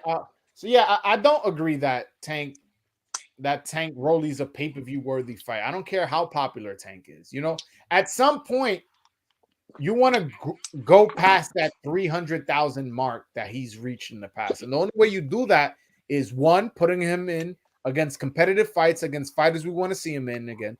You know, whether it be Haney, Cambosos, Loma, Tio, Ryan, put those fights, Taylor, or putting him in on free TV. It's only fair for the consumer, man. You giving me, come on, man. You giving me Rolly versus Tank pay-per-view. I don't agree. $79.99, man. They better come up with the $80. Well, bro, coming off a pandemic, you know, where the money was low and everything, motherfuckers lost jobs, businesses went under. You're gonna charge people a pay-per-view, and I get it. They don't have to buy it, but you know, if you're a real boxing fan, you don't want to be treated like that. Definitely, bro. I feel like, bro, if you're giving us the fight, people will pay, but it's like, and it's not to knock out Rolly, but they did it like, come on, Mario Barrios, like, bro, who really knew Barrios before that knockout win that he had, or that win that he had against that? Like, no one really knew of him. Like, there were some bullshit ass fights that should have been pay-per-view. The Isaac Cruz, I'll give you a pass. I was like, okay, this was like, but it's like, bro, and yeah, bro, that Mario Barrios should have not been pay-per-view. Yeah, man. They try to sell it as a world title fight because he had the WBA regular. He's going to waste it. They was acting like that was the best light welterweight there was. Like, there was really and then Showtime. Look who's he's in the class with. He's a first 3 division champion. So shut the fuck up, bro. Shut up. Barrera. Don't disrespect. Yeah, you put him in the list with Barrera, Morales, and Pacquiao and Mayweather. Like, come on, man. Don't disrespect me like that. The man has had 1 world title. Yeah. And a very weak resume, by the way. Very weak resume.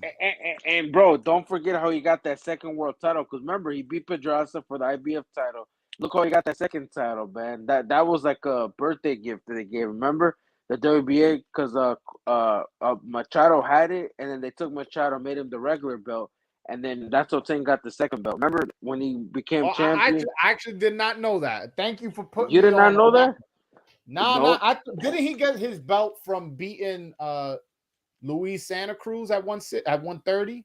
No. So I'll tell you. So the first time he ever won his belt, remember, he beat Pedraza for the IBF Leo belt. Santa Cruz. No. Yeah. So he beat Pedraza, right? He lost the belt because he missed weight against Fonseca. So then he didn't fight until he fought Cuellar for the 130. A featherweight came up and they fought for the regular belt, but they really elevated Tank later on. He did fight Leo Santa Cruz for the 130 belt years later, but if you look at it, it was a setup because when he vacated it, Leo moved up and fought a featherweight for the vacant, won the belt to say he's a 4-time, because he is a 4-time division champion. Then they made the Tank fight. So that was kind of a setup. If you saw it, bro, that's what they were looking for. They were looking to make that Leo Tank fight. Yeah. All right. Michael from Twitter, you know him. He says Tank a 2-time champion. The 2nd belt was Leo's 130 super belt. That is true. That is true. No. That is true. That is true. That is true. Yeah. My man Gusto from Twitter is on here. He's on the chat. Shout out to you. That's my guy. He says Andy Ruiz versus Spung Triller pay-per-view coming soon. Come on, man. These pay-per-views be disrespectful. They ain't even trying to like play it all. They ain't even like trying to be like, oh, you know, it's all good. Like, they just disrespecting, like, yeah, we want your money, but people definitely gonna stream that. I guarantee you, people definitely gonna stream that. I don't know if Thriller got a bag or what the fuck Thriller got, but they making everything pay-per-view. Like, they got, I don't know who's running there. Who's funding them, right? Who's funding them, right? That kind of thing. Is Daniel Kinahan funding them? Who knows, man? We never know. What you make of that Daniel Kinahan? That dude, he's in some serious trouble, man. Yeah, there's a $5 million reward for his arrest. I might get my Tekashi 6ix9ine on, man. If you see me with rainbow hair, I might be snitching on him. 6'9". Yeah, Don't bro, give me that's his like address. don't give me his that. But imagine all the people that he's associated with that he helped out, man. Imagine they'd be like, "Yo, we know that when you were associated, we need your whole purse bit from your last fight," and they just take that shit. Damn, I hope the fighters don't get affected because he represents Josh Taylor and Tyson Fury. These are Yep. Ooh. and Terrence Crawford. Yep, he's an advisor. I think he works with Jojo. I don't know. He advises a lot of fighters, but they're trying to say that, yo, we got no connections to Pro Bellum or MTK. It's like, or some shit like that. I don't know, man. Pro Bellum, it's like, damn. Yeah, I don't know what's going. I hope Pro Bellum doesn't go under because they have an Olympian, a former Olympic gold medalist that I'm really high on. And The heavyweight. no, the he's Brazilian. His name is Herbert. The one that got that crazy ass knockout in the Olympics. Yeah. He's a Cuban, and he won a gold medal by crazy knockout. Like he was losing the first 2 rounds, was losing the 3rd round, which was the last round, and got a knockout. Boom, scored a knockout.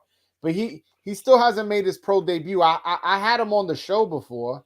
I had him on right after he won his gold medal. Yeah. Pro Bellum signed a bunch of talent. They got this heavyweight or what's his name, the one that was already pro, but he beat Richard. Hold on, Polo. Michael just said they got Sergey Kovalev fighting on that Triller card. No, they got him in another card. That's in May. It's in another card. You know he's fighting at cruiserweight, right? Yeah, I saw that he's fighting at cruiserweight, but he's fighting on a different card, man. And that's pay-per-view also too. By the way, I don't know the price, but that's pay-per-view. Yeah, I listen, man. All I'm gonna say is I'm gonna watch, but I ain't gonna pay. That's all I'm gonna say. Hey, you let me. Hey, I'm gonna find a way. Hey, man, where there's a will, there's a way, man. Listen, this Saturday, Errol Spence versus Yordenis Ugas. I'm paying for that. I'm definitely paying for that. I'm paying for that. The undercard. I just wish they did move Stanionis versus Buteyev on the co-main event, but I'm okay. The old undercard is good though. They do got a good ass undercard. The only thing it's a good undercard. I mean, with I don't like that Rayo Valenzuela and Isaac Cruz fight. I feel like those are 2 mismatches against older fighters. You know what I'm saying? I don't want to see nobody get hurt. Yo, by the way, anybody want to call in and join the conversation with me and Polo? I'm gonna be on here for like about 20 more minutes. Y'all more than welcome to do so. Just call in. We go just like the same way we do on Twitter and just talk shit. We could do that here, man. Yeah, hell yeah, man. I understand, bro. I'm a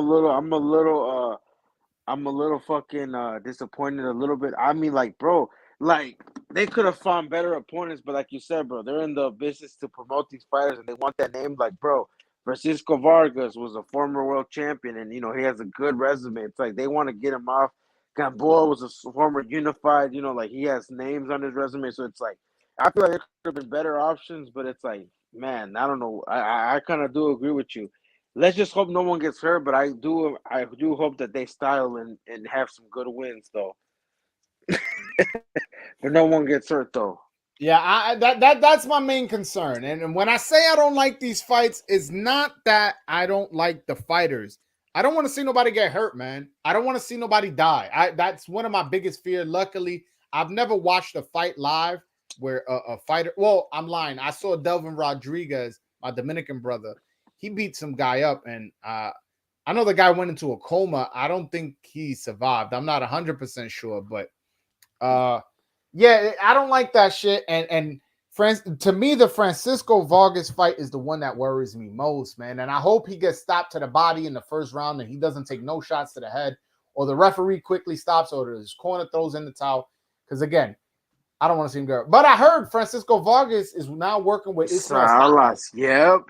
That's my only. It's like, yo, you could have made this fight. You motherfucker, you could have made this move like when you fought Belcher the second time. Like, man. Yo, you imagine he becomes this defensive wizard and has a whole second half of his career where he's all defense it up. He's fighting like a Cuban and shit. Yeah, bro, but I think with Salah, he goes of your style, but he kind of teaches you how to be defensive responsible. But I think that is true, though, man. That would be hilarious. He goes in there fucking... Yeah, because you saw Carlos Adames in the Deverenchenko fight. You saw that he fight, looked right? better. Yeah, he looked better, bro. Yo, not only did he look better, he also fought in a different style than when he was training with Robert Garcia. He was more defensive and had more footwork.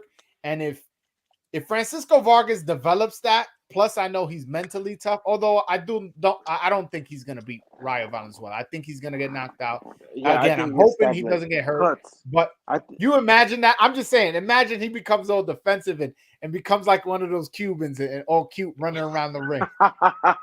he's ducking, he's dodging. He's like that should be crazy. Hey, Yo, by the way, what do you make of Cubans now being able to go professional, man?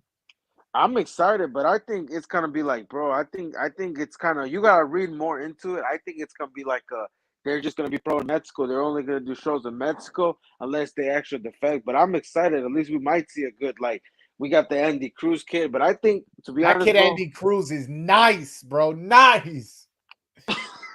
That dude is good, man. I'm high on Andy Cruz. When I saw him doing the Olympics, and he beat Keyshawn Davis, I believe 3 times in the 5 times. 5 times? Yep. Bro, he's 5-0. All I know, he's undefeated against Keyshawn Davis. A lot of the boxing Twitter, everybody's high on Keyshawn Davis. And I saw Keyshawn Davis fight live at Madison Square Garden. And I saw good things. I mean, he didn't look spectacular, but then again, he was fighting a nobody. So, but people who are really, really high on Keyshawn Davis has to understand that guy has lost 5 times to Andy Cruz. That's definitely not something to write home. Something to write home about. This guy is a legit prospect, and I think he can make noise in the professional ranks. Definitely, but like I said, bro, I think it's gonna be kind of like somewhat the same unless they change their style. Because to be honest, bro, one thing is we know with Cubans' history, they don't have a friendly fan. So promoters, we've heard of, I'm not gonna say, but we heard of promoters go on a space and tell us they don't have a good track record. Like they don't really have a fan-friendly style. But I feel like if they change their style, bring views to themselves, like promote them. So I think there could be because we need a Cuban pay-per-view star. That'll be interesting, man. There's never been a Cuban pay-per-view star. There's been Cubans on pay-per-view. Look, this Saturday, Ugas is going to be on pay-per-view. And he was also on the Manny Pacquiao. He was on the Manny Pacquiao. And Gamboa. That's 2. Oh, no. He was on the Pacquiao, not the headliner, but co-main event. No, he was the headliner against Pacquiao is what I'm saying. No, but he fought on Pacquiao's undercard before. Remember when he fought Thurman? He was on the undercard. I was watching the fight. I don't remember if he was on that. But no, but my point is I'm talking about headliner. Yeah, man. Yo, but boxing, we're about to hit a nice run of fights this whole April, then May, then June, even June, man. Yo, by the way, when you coming out to New York to catch a fight, man? I got you. I might, to be honest, I'm gonna tell you, I might look for that Joe Smith Derby fight. I'm debating. I'm going to that fight. They haven't officially announced it because remember they're still working on terms, so they're still debating on making it, and they still gotta sell out the tickets. So the tickets haven't gone on sale, I think, because they haven't officially announced it. But once it announced, bro, I'll hit your line. Yeah, for sure, man. I wanna chill with you, man. Talk some more boxing with you in person. Hell yeah, of course, man. You know my wild takes, but they be right sometimes. you know with me, bro. I just call it. No, I know. I just like fucking with you. You my guy. I just always talk shit to you because I like you. If I'm not talking shit to you, that may be that because me, I don't engage with trolls or people I don't like. I just put you to the side. I don't talk to you. But if I'm talking shit to you, I'm making fun of you. That means I like you. And you take the jokes and I'm joking. Definitely. Yo, by the way, I'm picking Ugas. I already mentioned that. And I said it's because I think Errol Spence may have trouble making weight. Look at this article. Spence hired a full-time nutritionist for the first time, and he says, weight has always been real issue for me. You get what I'm saying? So yeah. Maybe the nutritionist helps him, and maybe the nutritionist is gonna help him make the weight comfortably, but I have to see it to believe it. You get what I'm saying? Yeah. Like a lot of people just go, "Oh yeah, look, he hired a nutritionist. That's it. The problem is done." Con calma, papi. Let's see it. Let's wait. Let's wait until this Friday if he makes the weight, how he looks at the weigh-in, and then how he looks in the fight. Because that's part of the reason why I'm picking Ugas, because I don't know how comfortable he's going to be ring making the rust. weight. In the Especially ring rust. since he hasn't fought in 16 months. Yeah, and the thing that gets me is that people like be like, "Oh, ring rust." Like, bro, ring rust plays a factor. He hasn't been in the ring in a year and some months. Like, that plays a big factor. People are like, "Oh, ring rust." I'm like, ring rust doesn't matter, man. Like, it doesn't matter. They're acting like ring rust doesn't matter. So I'm saying that you might be onto something. I think I want to say, but people be like, I think Ugas can pull it off. I gotta see what the win. I'll get my final pick, but I think Ugas has the tools because, bro, the ring rust. He's coming off a big win. He has a whole country behind him. I know people don't, and he's motivated, bro. He's hungry. You can see it in him that he's not gonna come and lay down. He wants to take this. He wants to be noted as the greatest Cuban. He don't. When people talk about him, they want to be like Yordenis Ugas, then Joseph Casimiro. They want him to be. He wants to pass Lara, pass Now, the best Cuban is Jose Napoles. No. He's from Mexico. Remember? Yo, bro, you guys have enough good boxes. You guys don't need to steal the ones from Cuba, bro. You guys have enough. You guys got Chavez, Morales, Barrera, Marquez, Canelo. Oh, the list goes on. Salvador Sanchez. You guys, listen, I could go on and on and on. You guys got I have enough. a question. I was about to ask you. I knew a welterweight that could have potentially beat Felix Trinidad and De La Hoya. If you know your boxing, you remember. Do you remember a guy by the name Jose Luis Lopez? It doesn't ring a bell. I'll be honest with you, bro. I was young back then, though. No. Look at the fight with Ike Corte before Ike Corte fought Winky Wright, Vernon Forrest, De La Hoya, and look how Luis Lopez handled them. Jose Luis Lopez was a problem, bro. I think he was indisciplined. He was like basically, I'm not gonna say. Remember Frankie Gomez, the one that beat Mauricio? Yeah, he was from Cali. Yeah. Yeah, he was undefeated. He was like that, except like I think I'm not gonna because obviously he still became a world champion, but he was like at that level. Like Frankie Gomez was Jose Luis Jose Luis Garcia? Lopez. Jose Luis Lopez. Look him up. I'll look him up. When you get a chance. The thing is with Cuban fighters, what happens is a lot of these dudes, they No, he was a Mexican dude, but he was a beat. Like they stripped him he's because Mexican. he tested positive for Jose Luis Lopez. Hold on, I can't. There's so many Jose Lopez's. No, put in Jose Luis Lopez versus Ike Corte versus Ike Corte, and that should tell you he dropped. You know what? I'll just put Ike Corte and then look up who he fought versus Luis. Yeah, versus there's too many Jose Luis Lopez for me to.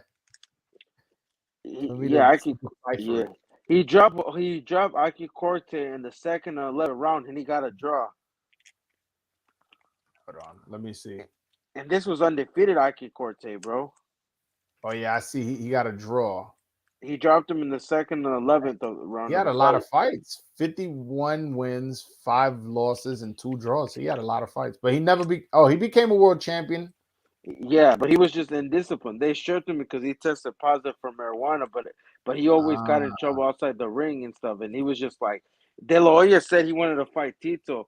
What he mentioned he wanted. Of course, what? Yo, that was a big fight. De La Hoya, that was a tougher fight. Obviously, he wasn't ducking nobody. No. Listen, De La Hoya, say whatever you want. He ain't never ducked nobody. No, he never ducked.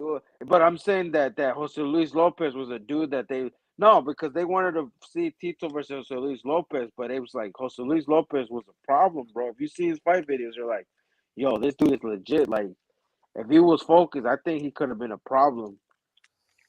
Yeah. All right. But I mean, I gotta watch that Ike Corte fight. You put me on. Yo, you definitely watch a lot of boxing. I feel like boxing is the sport you watch most. You know from 105 to heavyweight. Definitely, bro. But I remember Luis Lopez because I remember my grandpa told me about him, and then I saw him fight like towards the end of his career, and I'm watching his videos. I'm like, yo, this dude could have been a problem because I was on just after work scrolling. I saw Frankie Gomez, Mauricio Herrera. I'm like, yo, what happened to this kid? He beat the dog shit out of Mauricio Herrera, man. I think Frankie Gomez could have been. And then I was like, oh, Jose Luis Lopez was another one. But I think Frankie Gomez, we might not see him ever again. Yeah, it's sad when a lot of these prospects, they get a little bit of money and they start getting bitches. I shouldn't have said that way. They start getting women. You know, they forget why they got into the sport in the first place. A lot of times these dudes, what they were just here for the money, and that's what happened to Chris Colbert. I remember somebody asked him a question like, "Oh, what do you feel about PBC putting you in position to win a title?" And he said, "This is before he lost. He was like, I really don't care about the titles. I'm just here to fight for money." He goes, once he said that, it let me know he is going to be upset by somebody he don't know. And I don't like when fighters talk like that, especially when they haven't accomplished nothing, neither in the amateurs nor in the pro. And he won tournaments in the amateurs. What I'm saying is he never won no medal. To me, you proved to me you did something in the amateurs, not by winning the national, U.S. national. You proved to me when you win the world championship games, when you win the World Boxing Super Series, or the fucking Olympics. When you win one of those medals, that's when you can, say you can brag about your amateur experience. Other than that, you can't, in my book. So definitely. If you haven't won a medal, that's when I hate when people like and I'm not gonna, like when they bring Lomachenko, like yeah, but then Lomachenko actually won a medal. They'll bring a guy and be like, he had an outstanding amateur. How many tournaments did he win? How many medals did he? How many tournaments did he medal? And you look at their website, computer, boxer, and they don't got shit. Oh, how are they an outstanding amateur? Because they qualified to Olympics, but couldn't win a medal. It's like, but they get mad when people bring up Lomachenko. It's like, nah, you could bring an amateur record as long as they have something magnificent. Yeah, that like look, Muhammad Ali was a gold medalist. Joe Frazier was a gold medalist. George Foreman was a gold medalist. Ray Leonard was a gold medalist. Pernell Whitaker was a gold medalist. Medrick Taylor was a gold medalist. Meldrick Taylor, Mark Evander Whelan. Holyfield won bronze. Riddick Bowe won silver. Lennox Lewis won gold. You know what I'm saying? Oscar De La Hoya won gold. Floyd Mayweather won bronze. When you win a medal, that means something. It's not the end all be all, because there's a lot of gold medals that end up being dog shit in the pros. Yeah, in the pros. But it's definitely something to look at. It's not something you just brush over. And I hate when people do that. People just go, oh yeah, but that's in the amateurs. No, that shit matters. Because when Shakur Stevenson lost in the gold medal match to Robesi Ramirez, he was fucking crying. And I'm not making fun of him. My point is, he took an L because it meant something, and that's why he cried. And I, honestly, in that position, I probably would have cried too. So I just want to make that clear. I wasn't talking shit about Shakur. No, you definitely said, like, when he lost, he was crying because he was upset. Gold medal means because it mattered too. It mattered. It mattered to him. But what's up with Robert C? What's up, dog? No, I said, what happened to Robert C. Ramirez, man? He's been kind of like, he's still in the pros now, but I think ever since he took that loss, he kind of been, bouncing and winning. But I think he might, he avenged his loss, and he just fought on the Josh Taylor undercard when Josh Taylor fought Catterall. He was on that undercard. When he knocked him out, I was like, yo, yeah, we were talking on the space. Yeah, I remember he knocked him out. Yeah. No. He's still out there. He's a 126 pounder from what I understand, so we probably won't ever get the Shakur Stevenson rematch, but he does have that win under his belt, and he can brag about it. But it doesn't look good that he got that one loss, even though he avenged it. He avenged it better. Yeah, but I mean, it's the thing though. That's what I understand is like the matchmaking. You're supposed to matchmake. Like that should have been a fight he should have had like in his fifth fight. I think that debut was I just think the experience, and he didn't have the professional corner for it. Like I read the story that was actually some of his friends that were cornering him. Like he actually didn't have a coach. I'm like, yo, that's I didn't know that. that wasn't his coach. Yeah, because he's with Salas now. So him being with Salas, we might see improvements. I gotta still see it because, like I told you, bro. Sometimes with especially with the Q, they just don't have successful professional careers. Because, like you said, the only one I could tell is like Casamayor, Napolis, Lara, but there's only like you can really count them with your hands because it's just like a different experience, They get the freedom, 12 rounds. It's just you actually like in the pros, you actually fight 12 rounds and you're fighting all kinds of style 12 rounds. You're not just fighting, one same style. It's like you're fighting everybody 12 rounds. 10 rounds, sure. 8 rounds. No, you're right. It definitely is a different game when you consider, you have to work on your stamina to fight 10, 8-round fights or 12-round fights, depending if you make it to a championship fight. It's definitely a different game. Also, the gloves are smaller. You're fighting with no shirt on. A lot of people think that's nothing, but sometimes just that little difference throws your mental game off because it feels weird. I actually had a friend who was an amateur boxer, and I remember for his pro debut after the fight, you know, I'm asking him like, "Oh, like how different was it?" And he was like, "You know what's weird?" I was like, "What?" He's like, what made it so different for me was not wearing a shirt." He goes, "For whatever reason, that threw him off." Yeah, not wearing a shirt, going like the rounds. Aren't the rounds Yo, longer? hold on. You just made me think of something. Shout out to you, Polo. Yo, why don't the pros wear shirts? I don't even know. I think it's just and they don't want them wearing shirts because you clearly see when they be like, take it off. I honestly don't know. I think no, but I'm saying it could help them, to promote. Like, let's say Corona wants you to wear their shirt or something like that. Yeah, that's what I'm saying. I've seen them. Remember when Bernard Hopkins, Marcus would put something behind their back, like in marker? They would get like little removable tattoos on their back. I know what you're talking about, but why not wear tank tops where you can maybe have your logo or the logo of a sponsor or something where the boxer can make a little bit of money? That's what I'm saying. I don't know why don't they have? They do have sponsorship, don't they? But it's not. Yeah, they have them on the trunks. But why not also the trunks and the jersey and the jersey and the shirt? I mean, definitely. I don't know. And then maybe you can even, this is the shirt I always wear when I fight, and then you could sell it on your website, make a little bit of money on the side. Yeah, I don't know. Yo, I was gonna ask you. This is a question. Did you ever get a chance to ask I think we talked this on Twitter. You said, "I'll text Carlos Adames." Yeah, I don't want to say, but did you ask him what fight it was or? Nah, I didn't. I haven't. I'll ask. I'll get around to it. I forgot. No, you good. You good, bro. You good, bro. No. I just, I'm not gonna sit on here, but I just thought like that's what it was. But when we're on one of the Twitter, I'll text him and I'll get that answer for you. But yo, Polo, thank you so much for hopping on. Got you, bro. Anytime I'm live and you want to hop on and talk boxing with me, you my guy. We always talk on Twitter, and I fuck with you, man. Yeah, you're a good dude. Yeah, so I'm welcome. Right, next week I can hop in. We'll have another live stream like this when I get off, because I get off work around this time. Yeah. I don't know if you know. I got a shirt on. I don't know if you can see. It says Dada. My son is due, so I don't know when's the next time I'm gonna be able to go live. Man, congratulations, bro. We're gonna throw you. Hey, you got Cash App? I do have Cash App. Now I'm gonna show you some. Let me know when and I'll show you something just for for formula or something. Something small. I know it's not gonna be, but at least it's be something. Like, hey, congratulations. I appreciate that, Polo. That's very nice. I got you, bro. Yeah, I got you. Since my son is due, I don't know when I'm gonna be able to go live, but yeah, no, for sure, man. Anytime you want to hop on, I'll be live. I always put the link at the top of the chat on YouTube, so you can click the link. It'll take you to a website, and then you just did it now. You click the link, and the same way you on here, we can do it again.